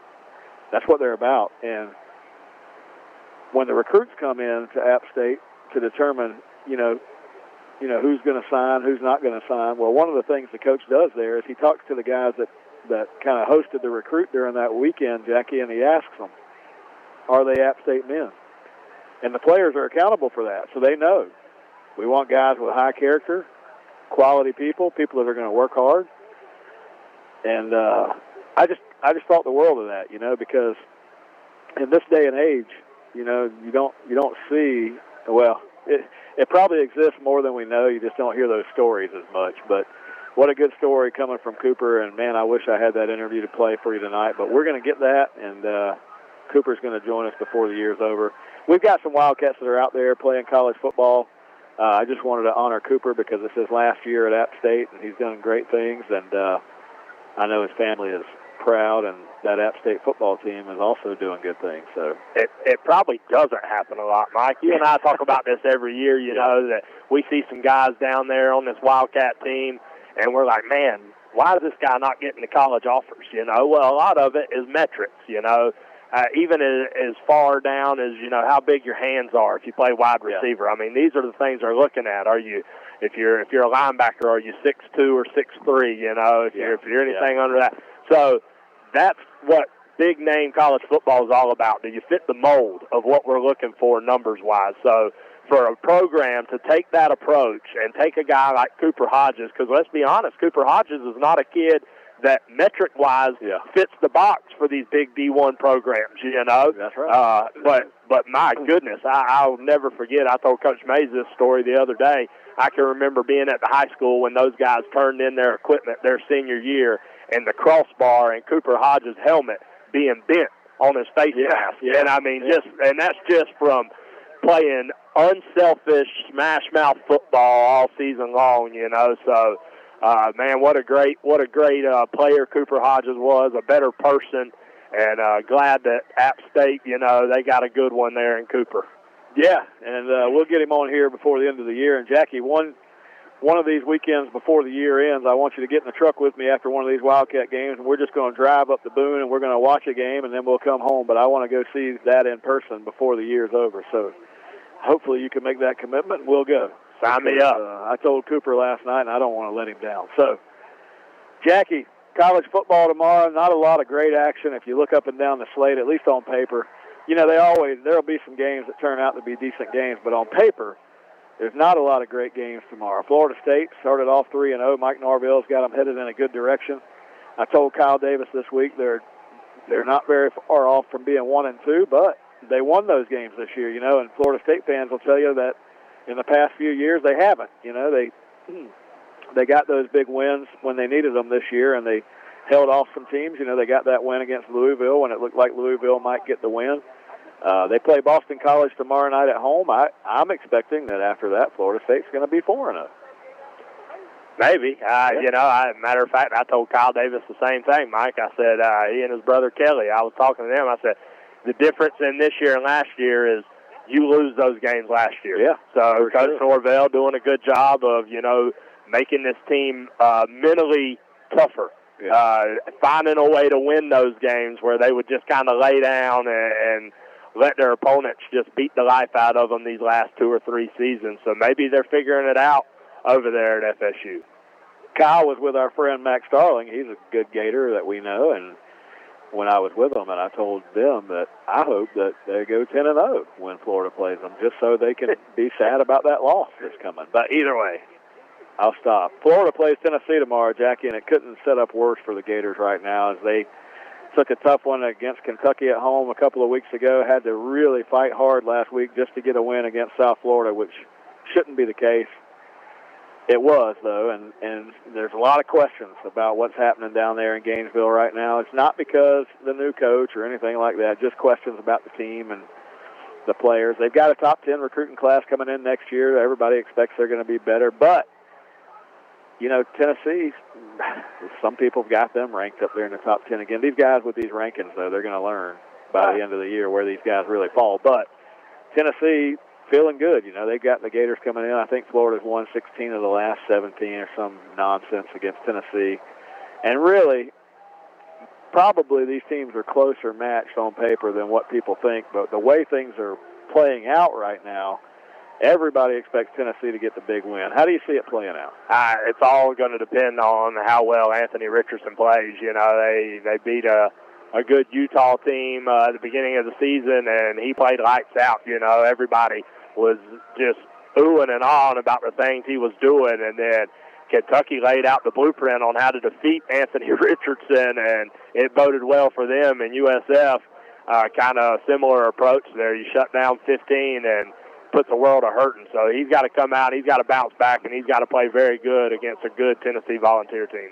Who would have thought coming down the stretch in college football this year that Kentucky and Georgia is going to be like a big game of the week, you know, and it probably will, just based on the fact that Kentucky's probably going to have a really good record at that time, but they're no match for Georgia, clearly. Well, I mean, we say that, and I'll give a shout-out now to my buddy Robbie Lancaster and his son Markham driving up from Fort Myers, huge Georgia fans. Well, you know what? You know who Georgia plays tomorrow, Mike? No, you don't know, because I don't know either. It's Northwest Community Junior College of South Dakota. My goodness, guys, are we going to play anybody that we've heard of before you start touting another national championship? Be careful, Jackie. be careful. You're going to get a lot of texts down there. They beat Oregon. Oh, my God. You're right. I forgot. Hey, it doesn't matter. Hey, Georgia fans, you should be happy right now. Georgia's got a good football team. Florida's played the number 7 team in the country and the number 8 team in the country, and we're 2-1. That's right. And, my goodness, right. But it's all doom and gloom down there in Gainesville. Well, if you do watch the Gator game tomorrow, keep an eye on that right tackle. I think Austin Barber is going to get a start. And Austin Barber, Jackie, if you didn't know this and you're a Wildcat fan listening in, Mark Barber, who graduated Baker County High School back in 1990. He was a member of that first Wildcat team that won the district title back in 1989. Mark Barber, his son, Austin Barber, he'll get the start at right tackle tomorrow night for the Gators. And so I'll be watching that, and congratulations to Austin for getting that start tomorrow. I'm pretty sure he's going to get the start, but either way, he'll be on the field some. So keep an eye on him. He's got the Baker County connection there for sure. As Mark Barber, one of my friends from a long time back, Jackie, I can remember, and I know he's proud to see his son out there on the field. Jackie, just one last thing for our Baker County Farm Bureau update. Just tell us what's going on with the Baker County youth football for tomorrow. Man, we are getting we're winding down a little bit, Mike, before the play in the regular season. The playoffs are going to start. Playoffs? Yeah, we got a couple teams, man, that are undefeated so far, leading the way in the North Florida Youth Football Conference. Wow. The 6U team and the 12U team doing damage. We got some rec games going on tomorrow, so a lot of fun times there at Memorial Stadium all day tomorrow. So if you're bored, come on out. We'll be there from 8 a.m. to 9 p.m. And who coaches the 6U team? Quentin Canada is the 6U coach, and then you got Kyle Davis and Jared Lee coaching that 12U program there. Okay. So Marquise Davis, he's our 8U coach this year, and Justin Hodges is coaching the 10U. So those guys have all done a great job this season, and looking forward to some more success down there at the Baker County Touchdown Club. And they're playing where tomorrow? Playing at home in Memorial Stadium. Is that another one of those all-day deals? All day long, 8 a.m. to 7:30 p.m. is the last kickoff. So if you want to get down there to Memorial Stadium tomorrow, what time does it start, Jackie? 8 a.m. is our first game of the day. And $3. $3 for adults and $1 for children. 5 and under is free. So you can't even beat that deal. Get down there at 8 o'clock in the morning, watch some football right there in Baker County. Jackie just told you we've got a couple of those teams that are undefeated, and that's awesome. So good luck to all those little Wildcats as they get ready to play tomorrow at Memorial Stadium. Wildcats have started here in the second half, and I want to thank again Jack Baker and Justin Webb for making that halftime show possible for us. And the Wildcats were facing a 3rd down and 5 here, tried to get the hard count and get Viera to jump off sides, and they're going to call a false start on the Cats to move us back. So instead of 3rd and 5, it's going to be 3rd and 10 now for the Cats to start the second half. They do have a 21-0 lead here with 10:30 to go in the third quarter against these Viera Hawks. Blake Mays stays in there at quarterback. He's going to throw one to the right sideline here, and it's going to be, I can't tell if he called it incomplete or not, but either way, he was short of the first down. It'll be 4th down. The Wildcats will send in the punt team. Oh, man, not the way you wanted to start if you're this Wildcat offense. Came off, scored a touchdown with about 50 seconds left to go on the clock right before half, and then you come out and get stymied here on your first possession of the second half. Viera return man's going to be back around his 40-yard line. Blake Mays drops back to punt. So the Cats were hoping to do something with this one here. Mays almost gets that one blocked, has to run out of there, and this one's going to set Viera up with good field position at the Wildcat 45 as they had some guys back there trying to block that punt. Almost got to it. Mays made a good little move to get out and punted it away, but they're in good shape there at the Wildcat 45. But they trail 21-0 here in the third quarter. Jackie, all those folks out there at the Baker County Fair, I had a chance this week to get out there. I took my daughter Bailey up there to get some food. She told me she was hungry Monday night. We didn't ride any rides, not the first ride, but Jackie, we made our way down that little section right there where all these local people put their stuff for vending there, and I think I saw her eat a funnel cake, and we might have had a corn dog, and one of each is what I said. Something. So if you get out to the Baker County Fair, make sure you stop over there and get some of that good food. 1st down and 10 now for Viera, and Cromartie's going to pass one over to the right side. Catch is made, short game. But Jackie, I'll give a shout out to the FFA booth because my stepbrother Jim Bob. Do you know Jim Bob Register? Well, Jim Bob was over there working that booth for the FFA, and Dude Bennett, if you know Dude Bennett. Oh, yeah. They fried up some of these pork chops with lima beans, and they put it in there with some fried cornbread. I got to tell you, if you get out to the fair, you got to go to the FFA booth and try that out, because those fried pork chops were on time. Second down play here. They're going to fire it out to the right side, and it looks like the Cats might have come down with an interception over there. No, they're going to call it incomplete. Fighting over the ball. Two Wildcat defenders fighting over the interception and dropped it. Now, I tell you, Jim Bob's my neighbor, so that's right. Jim Bob, I tell you, bring some of that down there to Turner Cemetery Road, and I'll swing by and pick up a plate. I saw those pork chops, and Carson Crawford, former Wildcat quarterback, he came up there and ordered like 4 or 5 of those pork chop sandwiches, and I was wondering who all he was going to eat that for. He said his dad, Joe, one of those sandwiches. I said, all right, take them back. Hey, those pork chops are good, Jack. You got to get out there and try that if you don't get out there tonight. You got to go tomorrow. Third down play.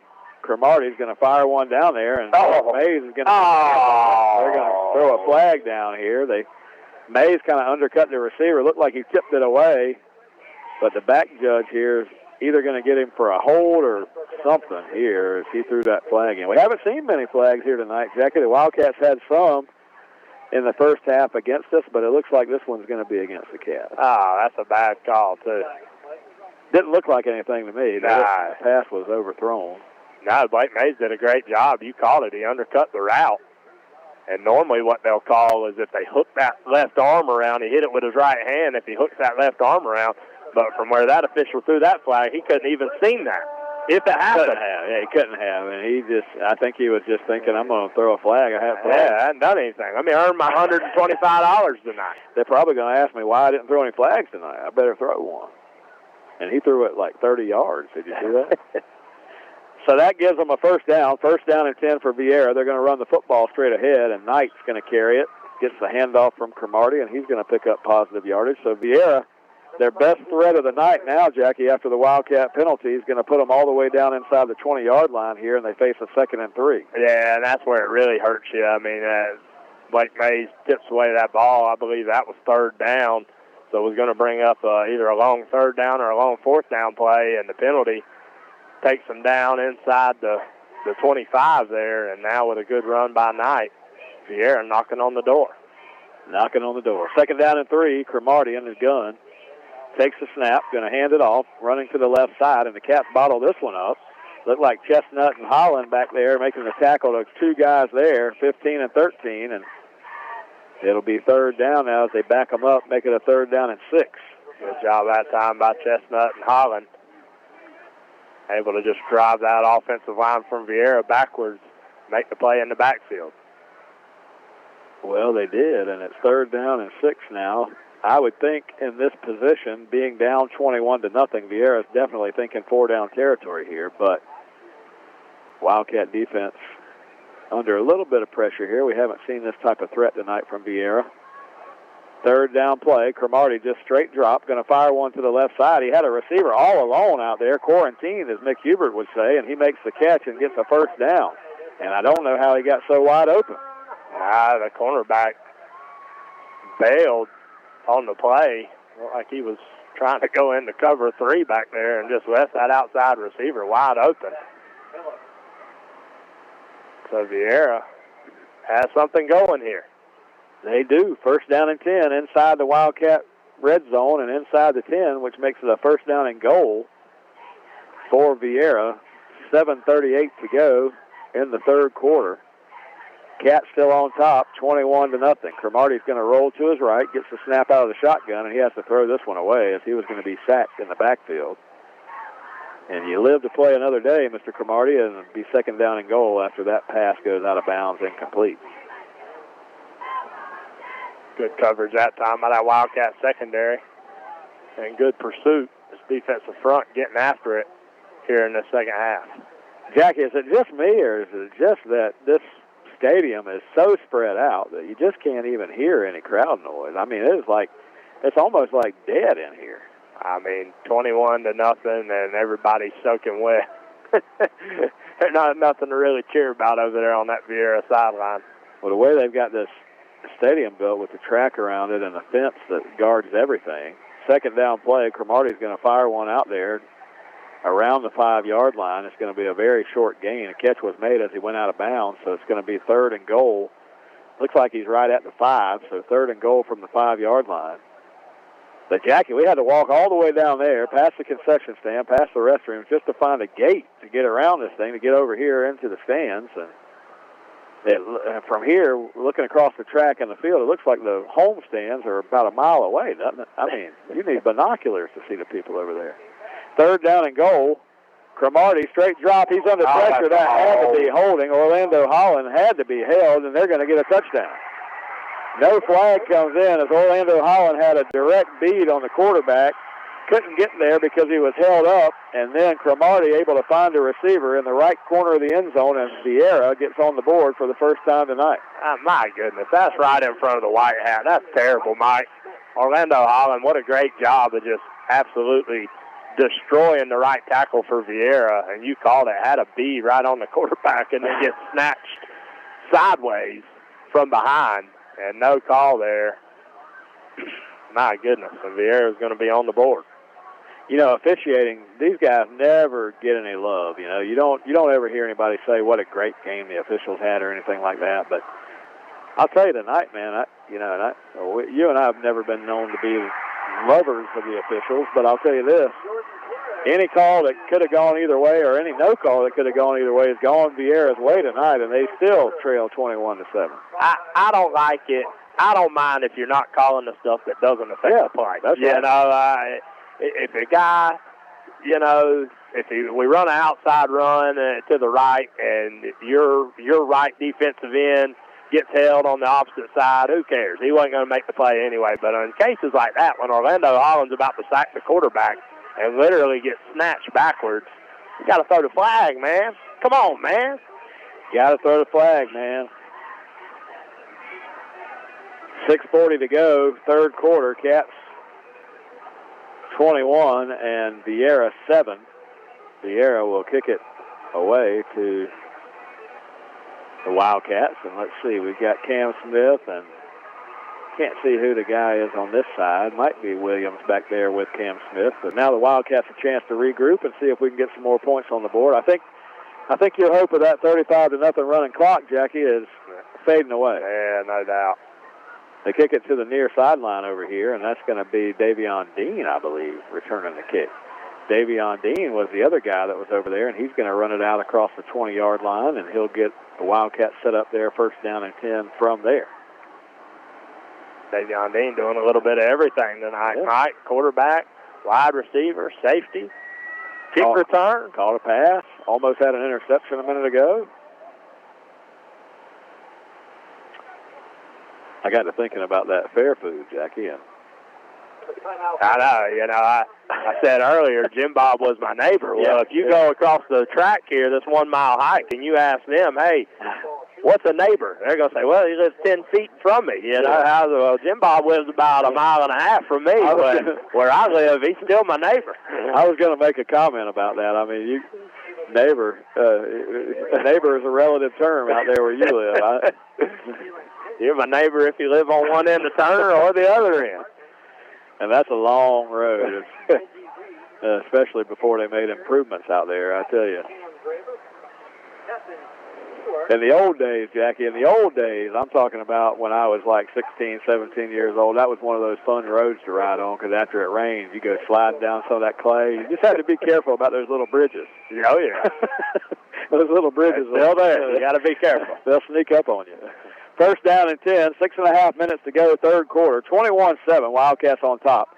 Blake May is going to take the snap, and he's going to run it himself. Blake May's got a hole over here to the right side, going to be pulled down from behind.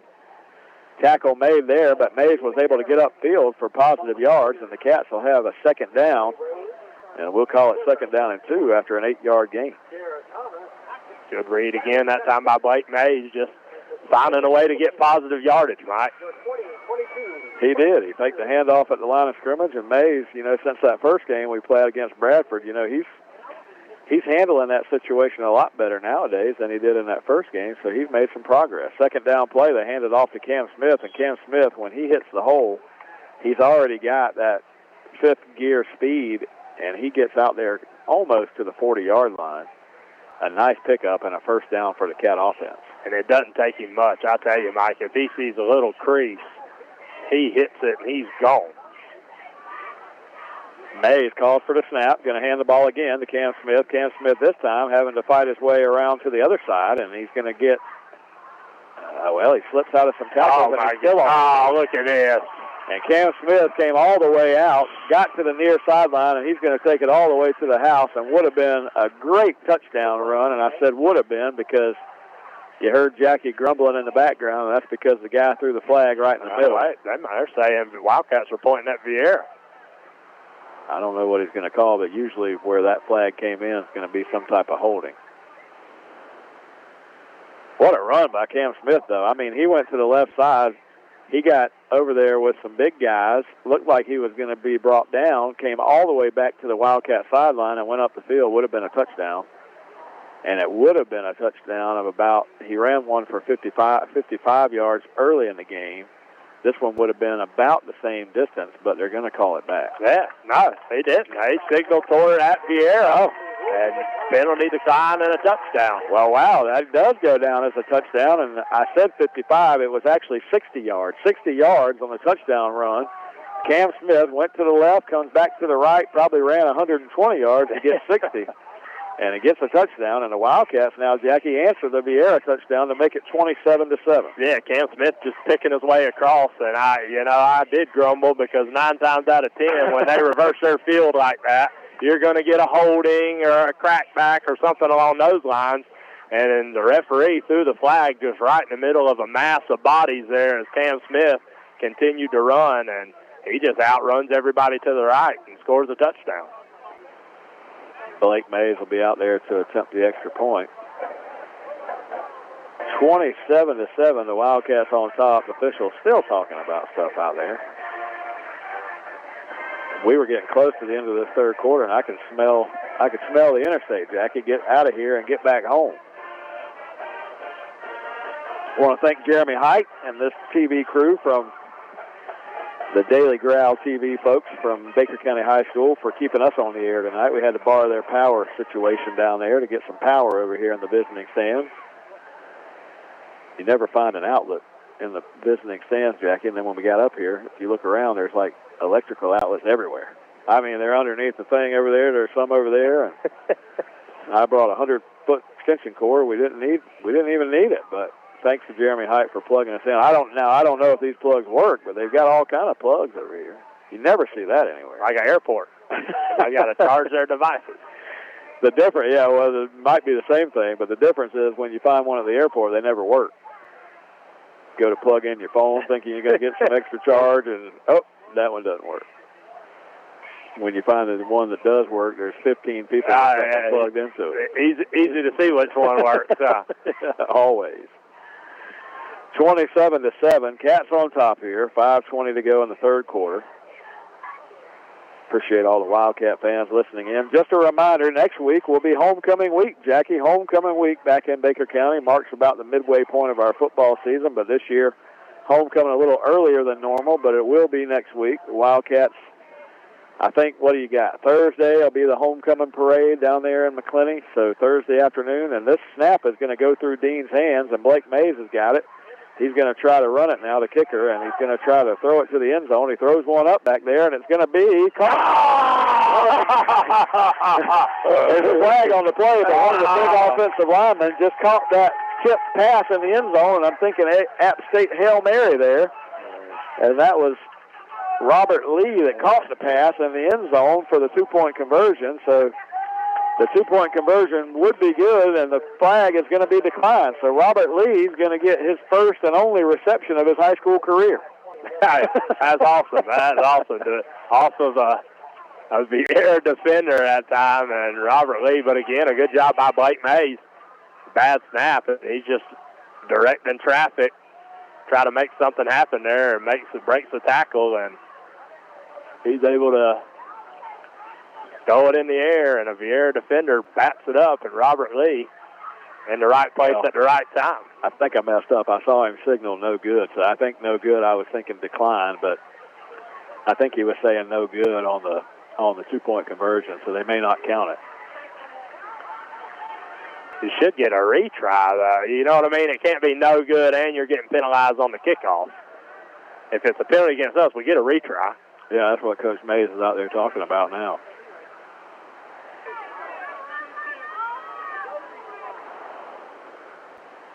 That's bad. Yeah, if the penalty's on us, you get the yardage and you do it over. Yeah. You don't just go kick off again. These guys, you can't be no good and kick off on a penalty. This must be the D crew from the Brevard County area, wherever these officials came from, because they're having a tough night, Jackie. This is bad. You called it. I mean, it looked like this game, this third quarter game was, this game in the third quarter was going to end quickly. Yeah, now they figured out they were wrong. Yeah, you're right, Coach. They're calling all the teams back. Yeah, I don't know how you miss something that bad, Jackie. If the penalty's on the offensive team, they got to either decline it or accept it. And if they accept it, then it doesn't just mean the try's no good. My goodness. I need instant replay here. I need to see what's going on. Well, the frustrating thing here is that it looked like we were going to breeze through this second half, and we've been stuck on 5:20 now for about 10 minutes. Oh, my goodness. We'll have to find out from John Meadows if anybody brought him any chicken wings after we gave that shout-out. 27-7, Cats lead. They wiped out the Robert Lee 2-point conversion catch with the penalty, but they'll mark it back to the 7-yard line. So it's a 5-yard penalty, and the Cats will get a chance to kick it again. So all that happened doesn't really matter because 5 yards, and we're going to try the extra point again. Yeah, I know. I heard that. This time, Davion Dean gets ready, gets the snap down, and the kick is on the way. And this time, Blake May says, no problem. Let's just drill it through there, and he does. And so the first one had a lot of excitement. It ended up being no good, and the 5-yard penalty, no problem, as Blake Mays backs it up 5 yards and drills it right through the middle. So 28-7 now, the Cats lead, and we're going to take a break here. Let's take a 2-minute timeout. You're listening to Wildcat Football on WFBB. Have you ever thought about cleaning out your garage or wonder what you need to do with all those aluminum cans or scrap metal you've got laying around in the backyard? Well, look no further. You just need to load it up and head to American Recycling. Tim Hughes owns and operates American Recycling on Woodlawn Road in McClenny, Florida. They're open Monday through Friday, 9 a.m. to 5 p.m., and on the second and fourth Saturdays of every month from 9 a.m. to noon. Stop by and see Tim and maybe even cash in on that stuff you've got laying around. Tim and American Recycling say, go Wildcat. Baker County Farm Bureau wants to wish the Baker County Wildcats much success this football season. Baker County Farm Bureau, specializing in auto insurance, homeowners insurance, along with life insurance. To get started with Farm Bureau, contact Jack Baker or Justin Webb at 259-6332.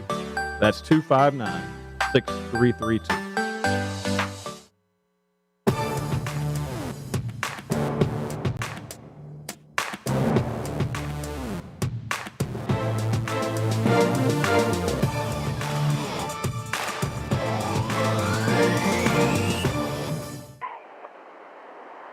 And we welcome you back here to Viera High School. Mike Cruz, Jackie Baker, bringing you all the action. Baker County Wildcat Football 2022. And Jackie, John Meadows said, unfortunately, nobody's brought the wings, man. Nobody's brought the wings.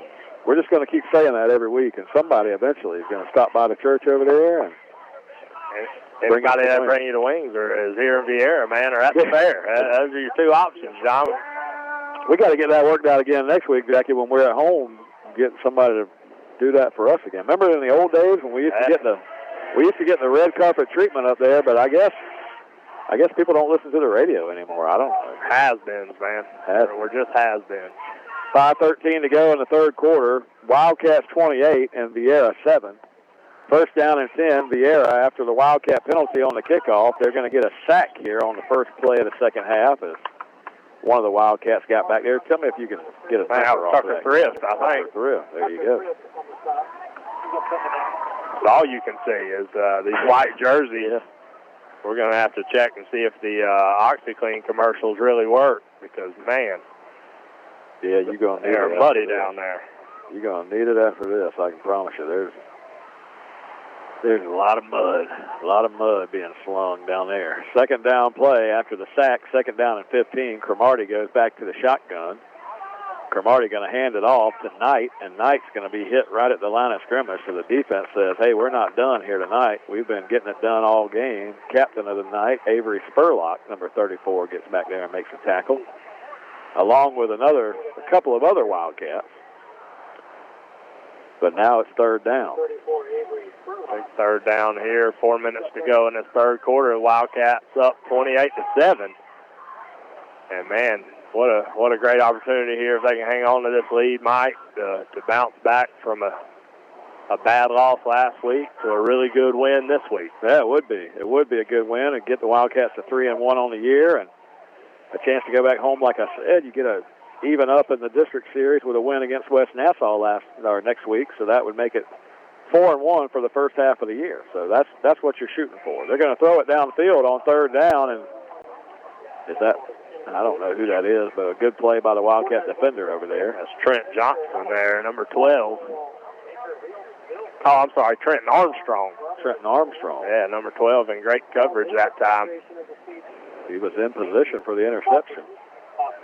Had it go through his hands there, but made the play to knock it away from the defender. So it's going to be fourth down, and Viera's no stranger to the punt game tonight, and they're going to have to punt it away again. But gosh, Jackie, this thing was moving along, and now we're just grinding to a halt here at the third quarter. I was really hoping to get on that interstate. Yeah, I was on the break there. I was perusing Facebook on our break. I saw Lynn and Kelly Cruz. They had a picture of a little bonfire they had set up. Nice night for a fire and listening to Wildcat football. Well, I wish I could throw these clothes over the clothesline around that fire and dry these babies off because they're sitting here like a bunch of wet dogs.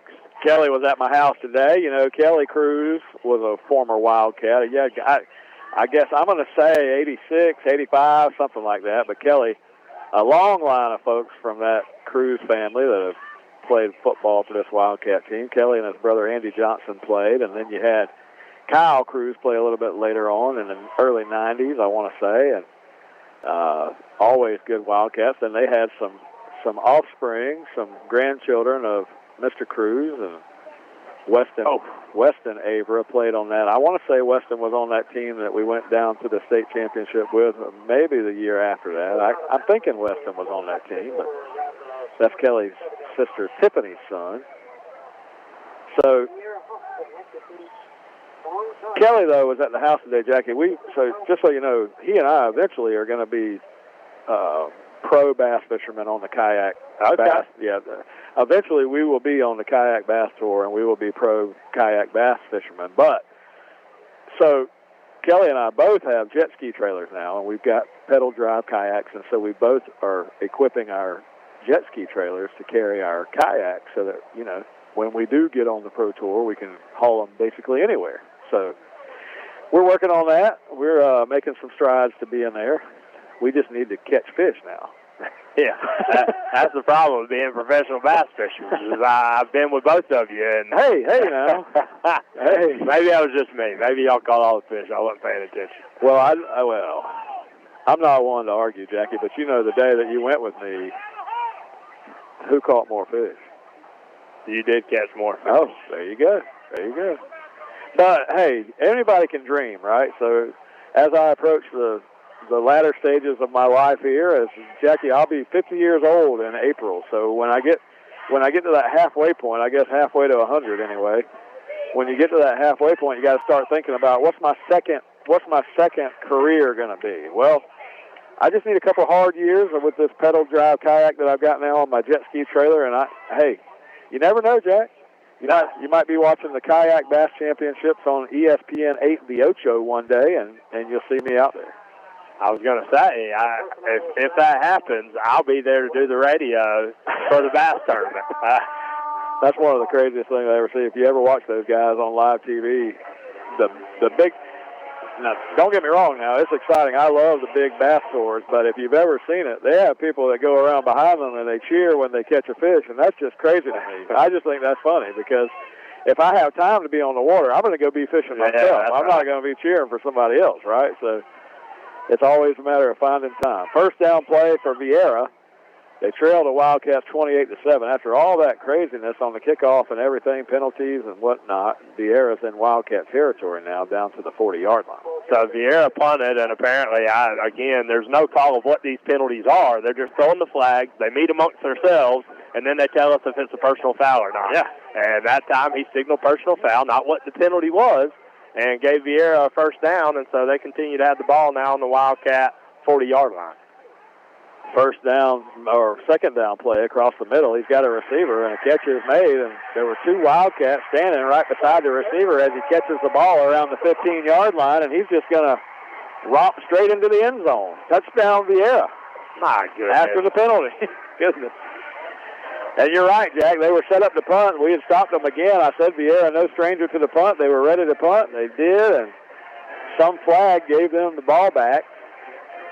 And, Jackie, on a serious note, you know, we kind of got carried away there for a minute because the Wildcats have been in control of this game. But on a serious note, Jackie, the Wildcats have been their own worst enemy when it comes to penalty flags. I mean, and you saw it in the first half tonight. We had several offsides calls.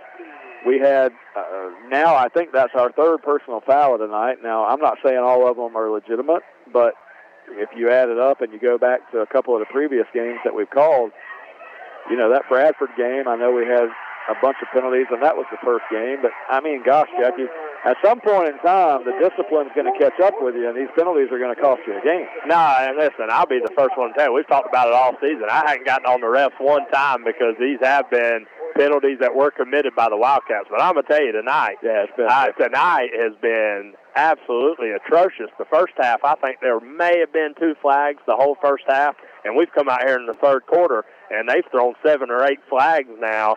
And I would venture to say 6 of those have gone against this Wildcat teams in critical points of the game. They have no idea what they're doing. I mean, they threw a flag on a point-after attempt and said it was no good and it was going to make us kick off. I mean, so we're not dealing with the crew of the century. Oh, we're not. And there's some no calls. I mean, Orlando Holland. Yeah, my goodness. On the touchdown pass a moment ago, Orlando Holland was clearly held as he was about to sack the quarterback, and no call there. So I don't know, man. I don't know.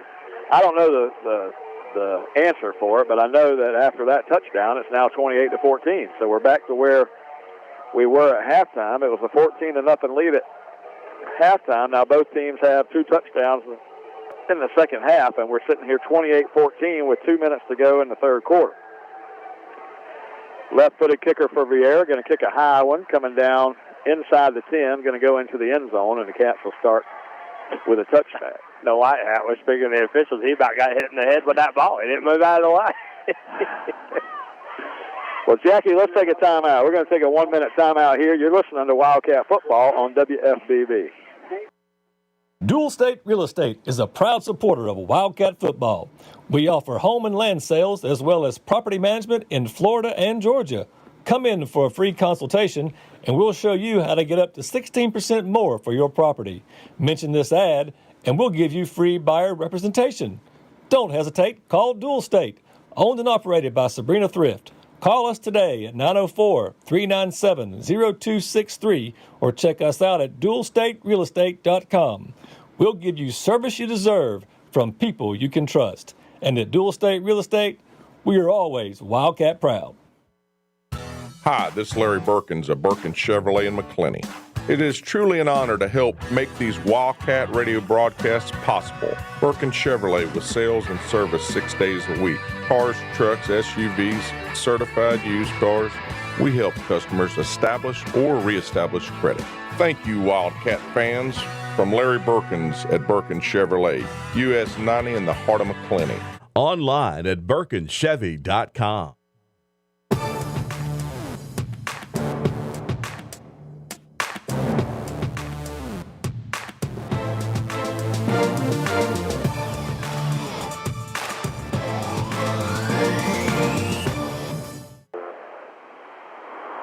And we welcome you back here to Viera High School.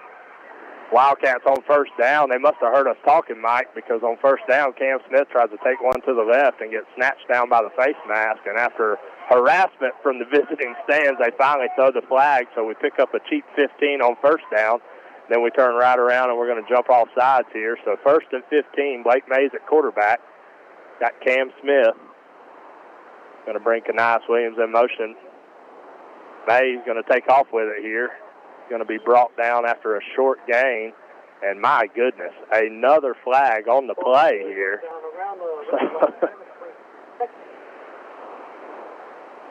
Blake Mays mishandled snap that time. Not able to really get going. That play was done before it got started. And one more flag, and they're going to talk about it here. And I'm not sure exactly what they're talking about, as the official on our sideline threw the flag, and now the white hat's gone to the official on the home side, and I guess is asking him if he agrees with the penalty.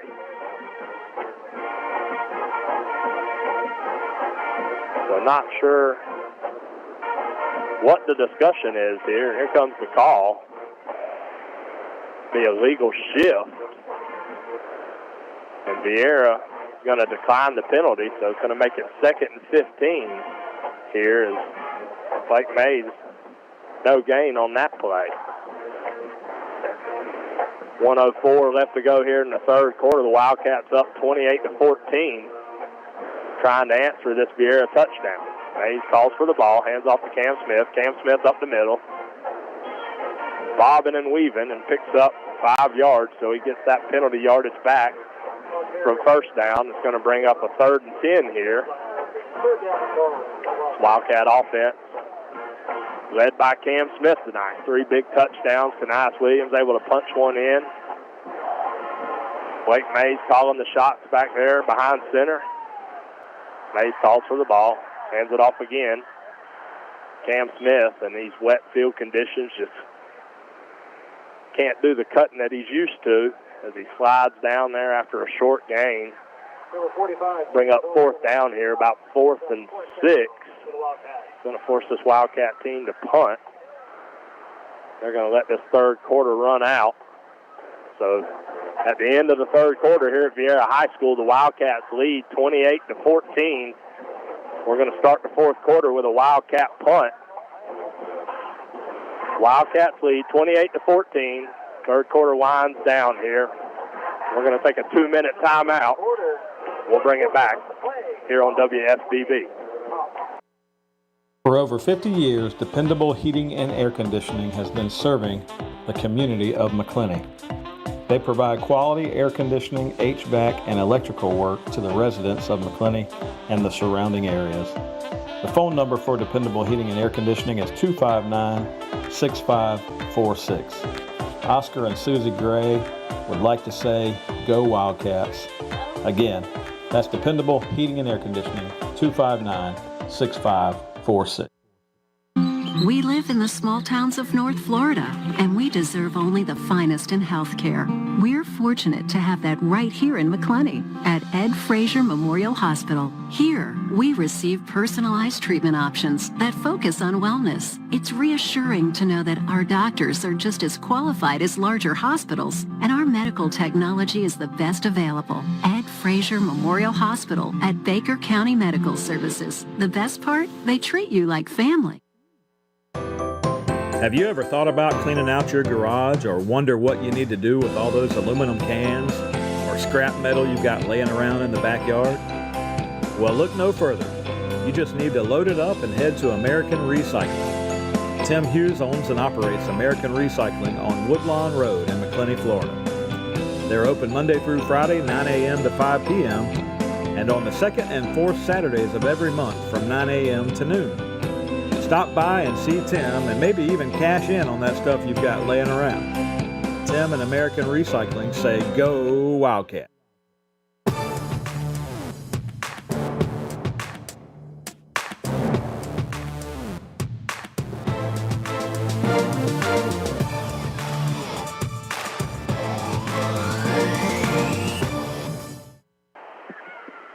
And we welcome you back here to Viera High School here. Last quarter of the night, fourth quarter. Wildcats set the punt it away. And Blake Mays kicks a high end-over-end kick. Going to be a fair catch called for in Viera territory around the 25-yard line. Thanks for holding that down, Jackie. Had to take a little break there, so we start the fourth quarter with the Cats on top 28-14. Yeah, you didn't miss much. You missed some more flags thrown for nothing going on down there, all against the Wildcats, and forced us to punt there after we couldn't really get anything going offensively. And so we start this fourth quarter. Viera is going to get the ball with the Wildcats leading 28-14. Ran into some Wildcat fans that said say hello for them on Wildcat Radio. Ran into my friend Joey Giddens down there. Joey played for the Wildcats sometime. Jackie, I'm guessing 70s, late 70s maybe. Ran into Principal Johnny Jacobs down there. He asked if we wanted anything, and I told him we were good. A dry football game. Yeah, we need new clothes. Got any new clothes with you, John? First down play now. Viera trailing by 14, going to fire one deep down the right sideline and going to get a catch made right in front of the Wildcat bench here on this sideline. The receiver turned around. Gillens, the receiver, turned around and in the air kind of adjusted and made a nice catch.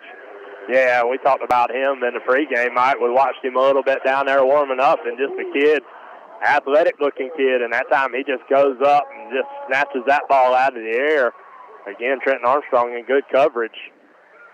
But Gillen's able to climb the ladder. First down now, Viera. They trail by 14, but another score could tighten this thing up a little bit. Cromartie in the shotgun, going to hand it off, and the Wildcats meet him in the backfield. What a tackle that time by the Wildcat linebacker who met the running back, and that was Chestnut, wasn't it? Oh, my goodness, yes, that's Chestnut. From that outside linebacker spot, my goodness. That was a big hit. Chestnut met him in the backfield, 2-yard loss. Viera now second down and 12. Ball near midfield, 44-yard line of the Wildcats. Cromartie going to run a little option play to the left, and Cromartie's going to get hit in the backfield and brought down. We haven't seen him run the option tonight, Jack. No, and that time Tucker Thrift all over it. Wildcat defense had that one read perfectly as Chestnut went with the running back, and Tucker Thrift knew his assignment and stayed right there with the quarterback. 1-yard loss on that play is going to make it a third down and 13. Cromartie in the gun here. Wildcats up by 14 here in the fourth quarter. Cromartie fires one left side. The ball came out. They're going to say it's an incomplete pass. I guess his arm was coming forward. Almost a sack back there. It'll be fourth down. And again, I thought Orlando Holland got pulled down that time by the jersey, but another no call. This Wildcat defense is going to hold here. Good stop by the defense after the long pass play for Viera. Got them set up inside Wildcat territory, but they'll have to punt it away. Down 2 scores with 10 minutes to go in this game. Do you fake it here on the Wildcat? I mean, I would be thinking something other than punting this thing. You're on their side of the thing unless they're thinking they can stop us and get the ball back soon. I mean, I'm with you. You're down 14. You already had a punt block. You almost had one blocked here, and they punted away. The only thing you're thinking is with 10 minutes left, you're going to have enough time to stop us here, get the ball back, and a quick score. That's all you're thinking, and maybe field position. I don't know. I don't know. If it's me, I'm probably like you, probably going to go for it there. Going to roll the Wildcat offense back out there. Hanging on to a 2-touchdown lead here, 28-14 with 10 minutes to go in the fourth quarter. And this second half, man, they just pumped the brakes on us, Mike. Just so you know, though, my football coaching career consists of like 4 years of YMCA flag football, so I've never coached at this level. That's the part I love, though. I get to talk about him and what I do. First down play, the Cats going to run it. Good carry up the middle, going to pick up some positive yards. Coming out from the 15-yard line and running out across close to the 20, I'm guessing, maybe a 3-yard gain. But, yeah, I mean, in my YMCA coaching days, I would have gone for that. Yeah, no doubt about it, you know. And we would have ran the triple, reverse, halfback pass. I got that one drawn up for tomorrow. Yeah, ain't no doubt. Second down play. Second down, and the ball's going to be on the ground. Blake Mays has to go back and get it. The snap went along the ground. Mays is going to throw it backwards here. Catch is made, and trying to make something out of nothing on that play, but that was dangerous is what that was. My goodness. What a play that wasn't supposed to look like that turned into an RPO. And the Wildcats were lucky to lose only a yard on that play. That looked like a schoolyard play or maybe like one of my YMCA plays. Yeah, that's what I was thinking. Third down, call it 8. Third down play, going to hand it off. Cam Smith got it. Cam Smith's going to get a first down. He's out across the 25, and he's going to get tackled out there, but a first down for the Cats as Cam Smith found a hole and got through it to move the chains and keep this clock running. Jackie, the last team that I coached in YMCA, though, I had some players. Now, I had Hudson Johnson played with me, and I had Dayton Smith, and I use those two guys because they're fast, if you don't know this. And in flag football, you know flag football. Oh, yeah. You need some speed. And we rattled off a number of wins in the championship. Okay. That's right. Yeah.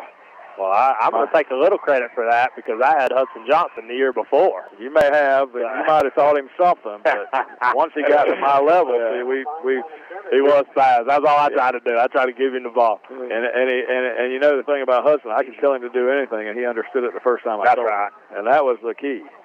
And I had Colby out there, and Colby threw some touchdowns. And Jameson Hodges was on that team, and Titus Lyons. You remember? Oh yeah.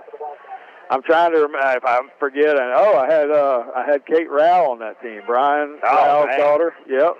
What an athlete she is. Hey, I was stacked, and we. I want to say we only lost one game all year. It was a great flag football year.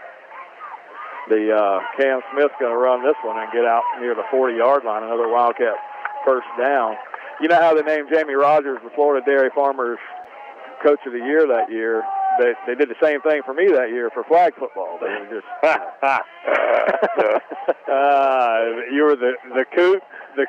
Yeah, I'm just being funny. The coot chicken wings player of the year. Baker County YMCA Coach of the Year. Yeah. I'm really just being sarcastic and having a little fun, but it was a great year that we had. But we're not playing flag football anymore. First down and 10 from the 40-yard line. Handoff. Cam Smith finding a hole, and Cam Smith gets positive yardage out near the 45-yard line. He's second down and 5 for these Cats.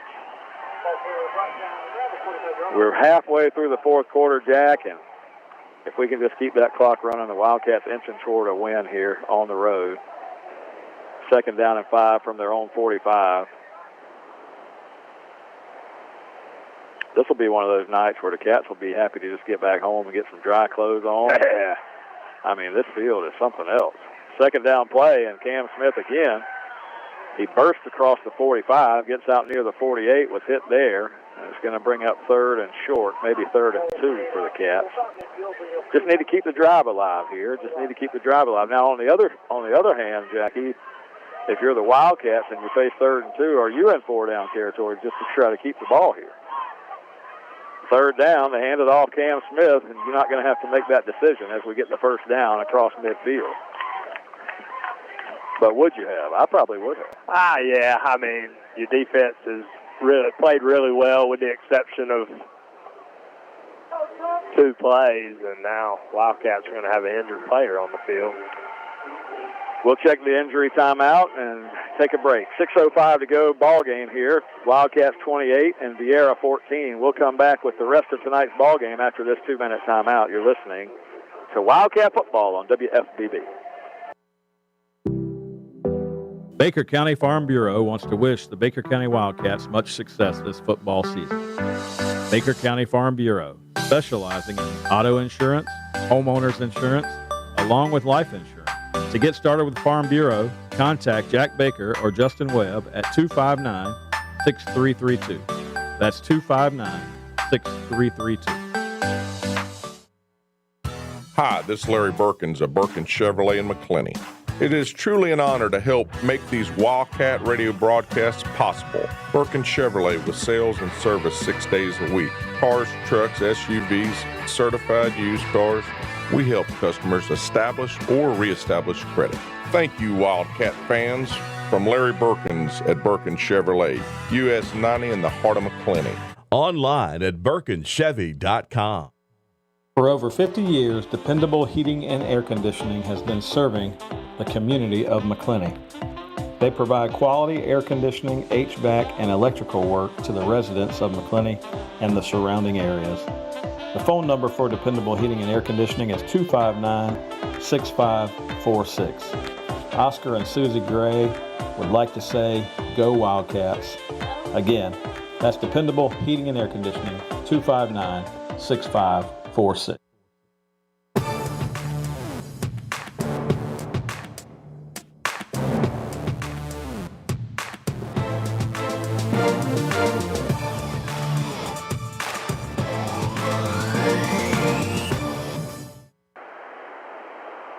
And we welcome you back here to Viera High School. Wildcats trying to get out of here with a win tonight. The Wildcats are 28-14 lead in the fourth quarter. We're about to go under 5 minutes to go in the football game.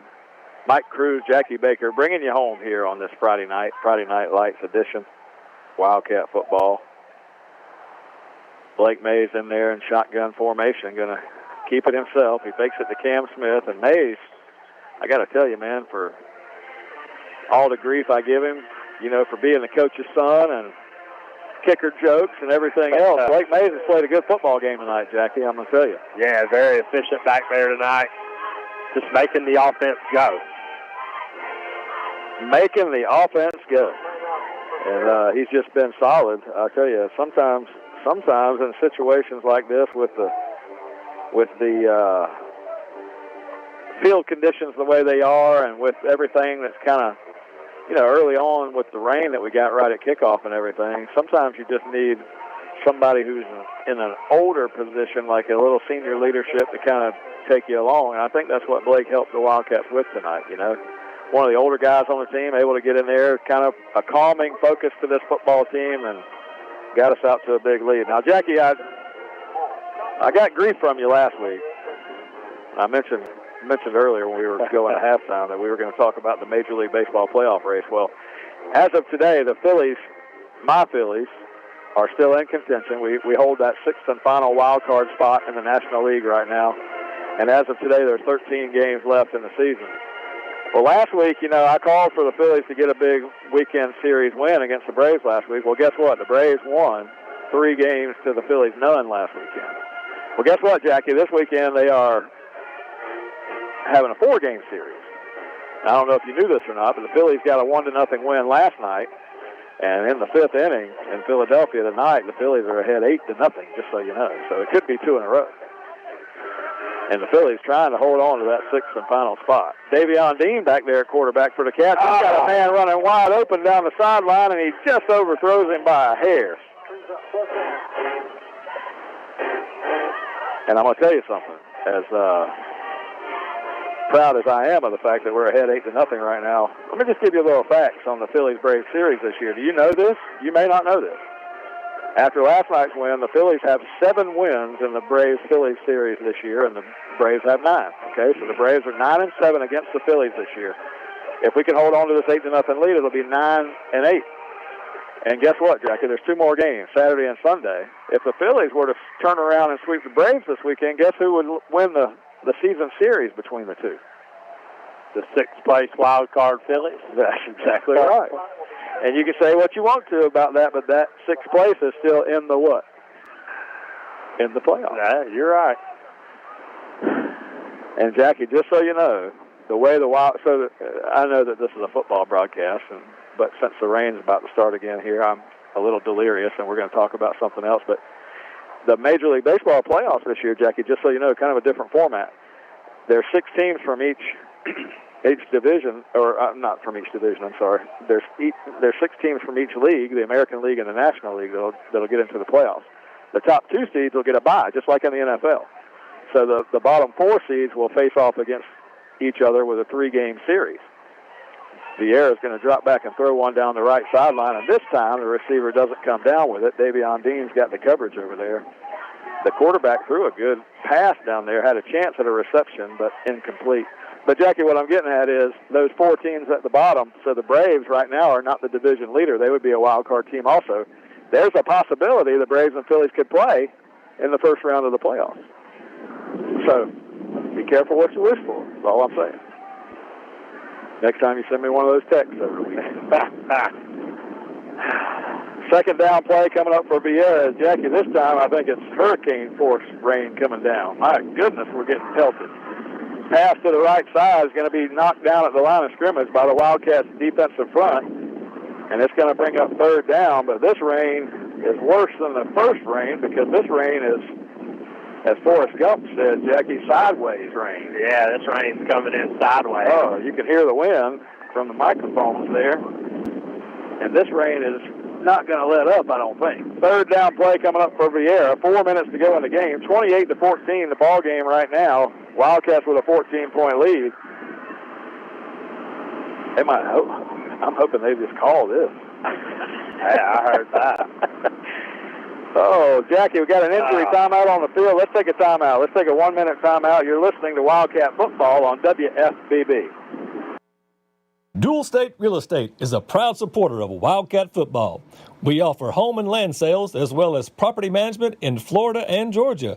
Come in for a free consultation and we'll show you how to get up to 16% more for your property. Mention this ad and we'll give you free buyer representation. Don't hesitate. Call Dual State, owned and operated by Sabrina Thrift. Call us today at 904-397-0263 or check us out at dualstaterealestate.com. We'll give you service you deserve from people you can trust. And at Dual State Real Estate, we are always Wildcat proud.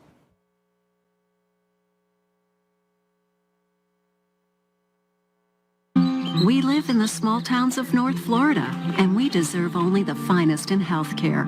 We're fortunate to have that right here in McClenny at Ed Frazier Memorial Hospital. Here, we receive personalized treatment options that focus on wellness. It's reassuring to know that our doctors are just as qualified as larger hospitals, and our medical technology is the best available. Ed Frazier Memorial Hospital at Baker County Medical Services. The best part? They treat you like family.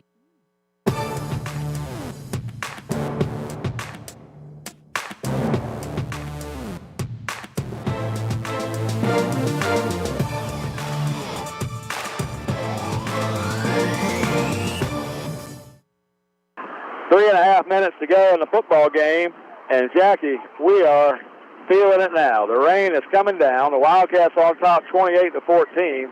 Nobody can hold on to the football on the football field, and this is just about as ugly as you can imagine as far as field conditions and the gameplay. There was a time back in the first year that I broadcast Wildcat football, and anybody on that 97 team will remind you that we went to Atlantic Court Orange, which is just up the road from here, and that night, it rained all night long like this. The only good thing about that is Bobby Hart and I were in the press box, and the rest of the Wildcat fans were getting rained on. Well, tonight, you and I are in the visiting stands, and we're getting absolutely destroyed by rain over here. No doubt. Goodness. I mean, it just came out of nowhere. We thought we were going to be good the rest of the night. And here it comes again, and you called it. I mean, absolutely monsooning down here. And with under 3 minutes now in the fourth quarter, Wildcats lead 28-14. We're at 2:50 to go in this fourth quarter, and the Wildcats just took over on downs. Looking to score here with a second goal from the Viera 2-yard line. Viera had to go for it on fourth down there, and quarterback never stood a chance with the football, so the Wildcats may look to punch another one in here. Wildcats with the football. Blake Mays faked it, and he's gonna toss a lateral out there. That thing looked like schoolyard, backyard play for sure. Our running back somehow got it and almost got to the end zone over there. I can't even describe that play, Jackie. And honestly, if we had replay, they're going to call that a touchdown. Because Kanice Williams rolled on top of his defender, but they're going to call him down at the 1. John Meadows, at our next commercial break, we're going to send it back to you for an extended timeout here momentarily while we get things together. Johnny Jacobs just confirmed for me, Jackie, that gate to the abyss that we need to get to is open. So we're going to make a break that way in a moment, John, and then we'll, after the timeout, we'll come back and wrap this up for everyone. 1.5 minutes to go in the ball game. Wildcats knocking on the door here. A touchdown would make it 35-14, but the game's really not in question anymore with less than 2 minutes to go. 2-touchdown lead for these Cats. Handoff straight ahead. The Wildcats go in the end zone, no problem. Cam Smith, that's his 3rd touchdown tonight. Jackie, and what would Larry Birkin say? Come on, Cam Smith. Have a game, son. My goodness. With the extra point, the Wildcats are going to take a 35-14 lead. Jackie, we're going to send it back to John Meadows here. We're going to take an extended timeout. John, we'll be back with you in just a few minutes. You're listening to Wildcat Football on WFBB. Have you ever thought about cleaning out your garage or wonder what you need to do with all those aluminum cans or scrap metal you've got laying around in the backyard? Well, look no further. You just need to load it up and head to American Recycling. Tim Hughes owns and operates American Recycling on Woodlawn Road in McClenny, Florida. They're open Monday through Friday, 9 a.m. to 5 p.m., and on the 2nd and 4th Saturdays of every month from 9 a.m. to noon.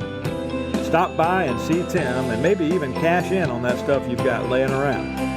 Tim and American Recycling say, go Wildcat. Baker County Farm Bureau wants to wish the Baker County Wildcats much success this football season. Baker County Farm Bureau, specializing in auto insurance, homeowners insurance, along with life insurance. To get started with Farm Bureau, contact Jack Baker or Justin Webb at 259-6332. That's 259-6332. Hi, this is Larry Birkins of Birkins Chevrolet in McClenny. It is truly an honor to help make these Wildcat radio broadcasts possible. Birkins Chevrolet with sales and service 6 days a week. Cars, trucks, SUVs, certified used cars. We help customers establish or reestablish credit. Thank you, Wildcat fans.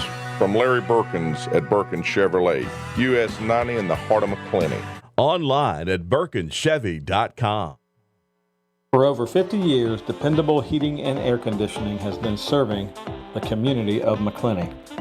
They provide quality air conditioning, HVAC, and electrical work to the residents of McClenny and the surrounding areas.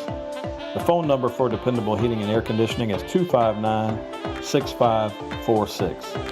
Oscar and Susie Gray would like to say, go Wildcats. Again, that's dependable heating and air conditioning, 259-6546. Dual State Real Estate is a proud supporter of Wildcat football. We offer home and land sales as well as property management in Florida and Georgia. Come in for a free consultation and we'll show you how to get up to 16% more for your property. Mention this ad and we'll give you free buyer representation. Don't hesitate. Call Dual State, owned and operated by Sabrina Thrift. Call us today at 904-397-0263 or check us out at dualstaterealestate.com. We'll give you service you deserve from people you can trust. And at Dual State Real Estate, we are always Wildcat proud. We live in the small towns of North Florida, and we deserve only the finest in healthcare. We're fortunate to have that right here in McClenny at Ed Frazier Memorial Hospital. Here, we receive personalized treatment options that focus on wellness. It's reassuring to know that our doctors are just as qualified as larger hospitals, and our medical technology is the best available. Ed Frazier Memorial Hospital at Baker County Medical Services. The best part? They treat you like family. Baker Rural Health Clinic in McClenny serves the community with clinical care at a discounted rate. If you're uninsured, income-based payment considerations will be made. If cost stands between you and a healthcare solution, Baker Rural Health Clinic can help. For more information, visit bakerrhc.org. That's bakerrhc.org. Baker Rural Health Clinic. We treat you like family. Walk-ins welcome.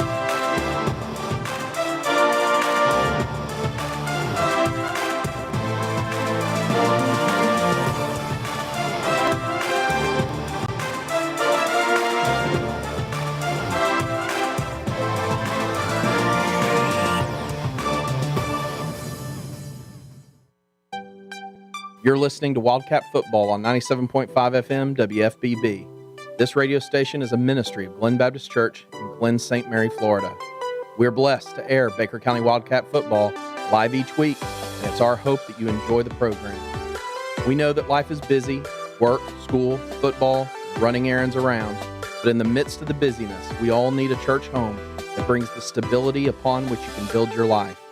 If you're looking for a church home where you can grow in Christ and community, we would love to invite you to worship with us every Sunday morning at 10:30 a.m.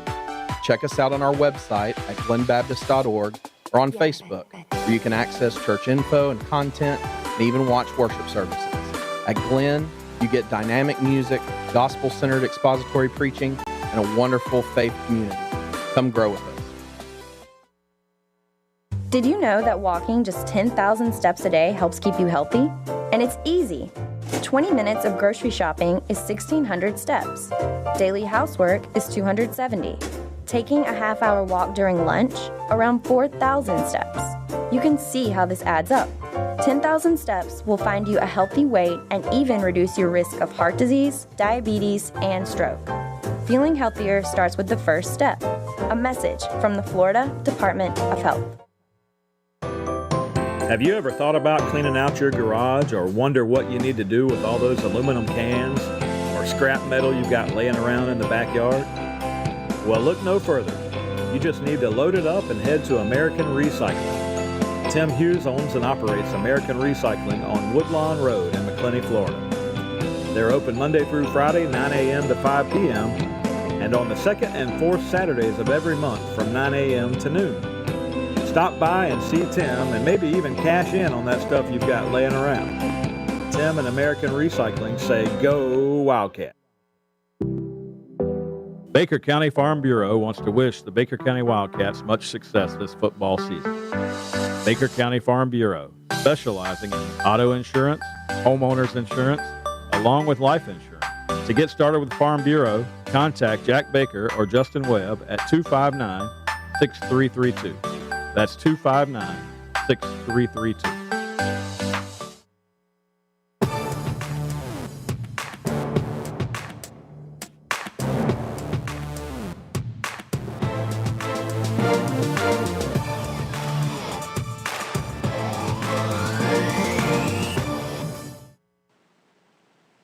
Well, thanks to all the Wildcat fans for listening in and keeping us going here as we wind this thing down from Viera, Florida tonight. Mike Cruz, Jackie Baker, bringing you all the action as the Wildcats get the win, 34-14 over the Viera Hawks on the road tonight. And Jackie and I tell you, it was one of the things that we just had to make a break for it at the end with all the rain coming down our way, and we are leaving Viera, Florida, absolutely soaked, but we're leaving happy as the Wildcats move to 3-1 on the season with a win over Viera. And the Wildcats will be back at home next week against West Nassau. The Warriors come to town next Friday night, and that is a district contest at 7 o'clock next Friday night. And that will also serve as homecoming for the Wildcat football season. And for the Baker County High School. So expect a lot of activity this week.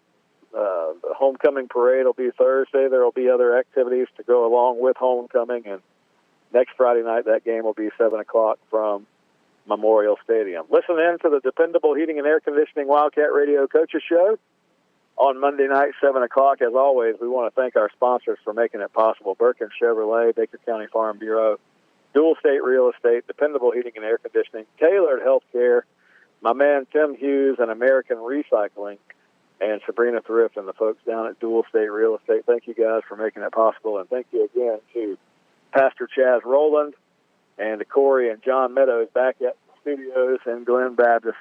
Jackie and I are about to head down I-95 to the north and head home, but we're bringing home a win. The Wildcats 34 and Viera 14. We'll talk to everybody Monday night for the Dependable Heating and Air Conditioning Coaches Show, and then next Friday back at home against West Nassau. We'll talk to everybody. Have a great weekend and have a good night.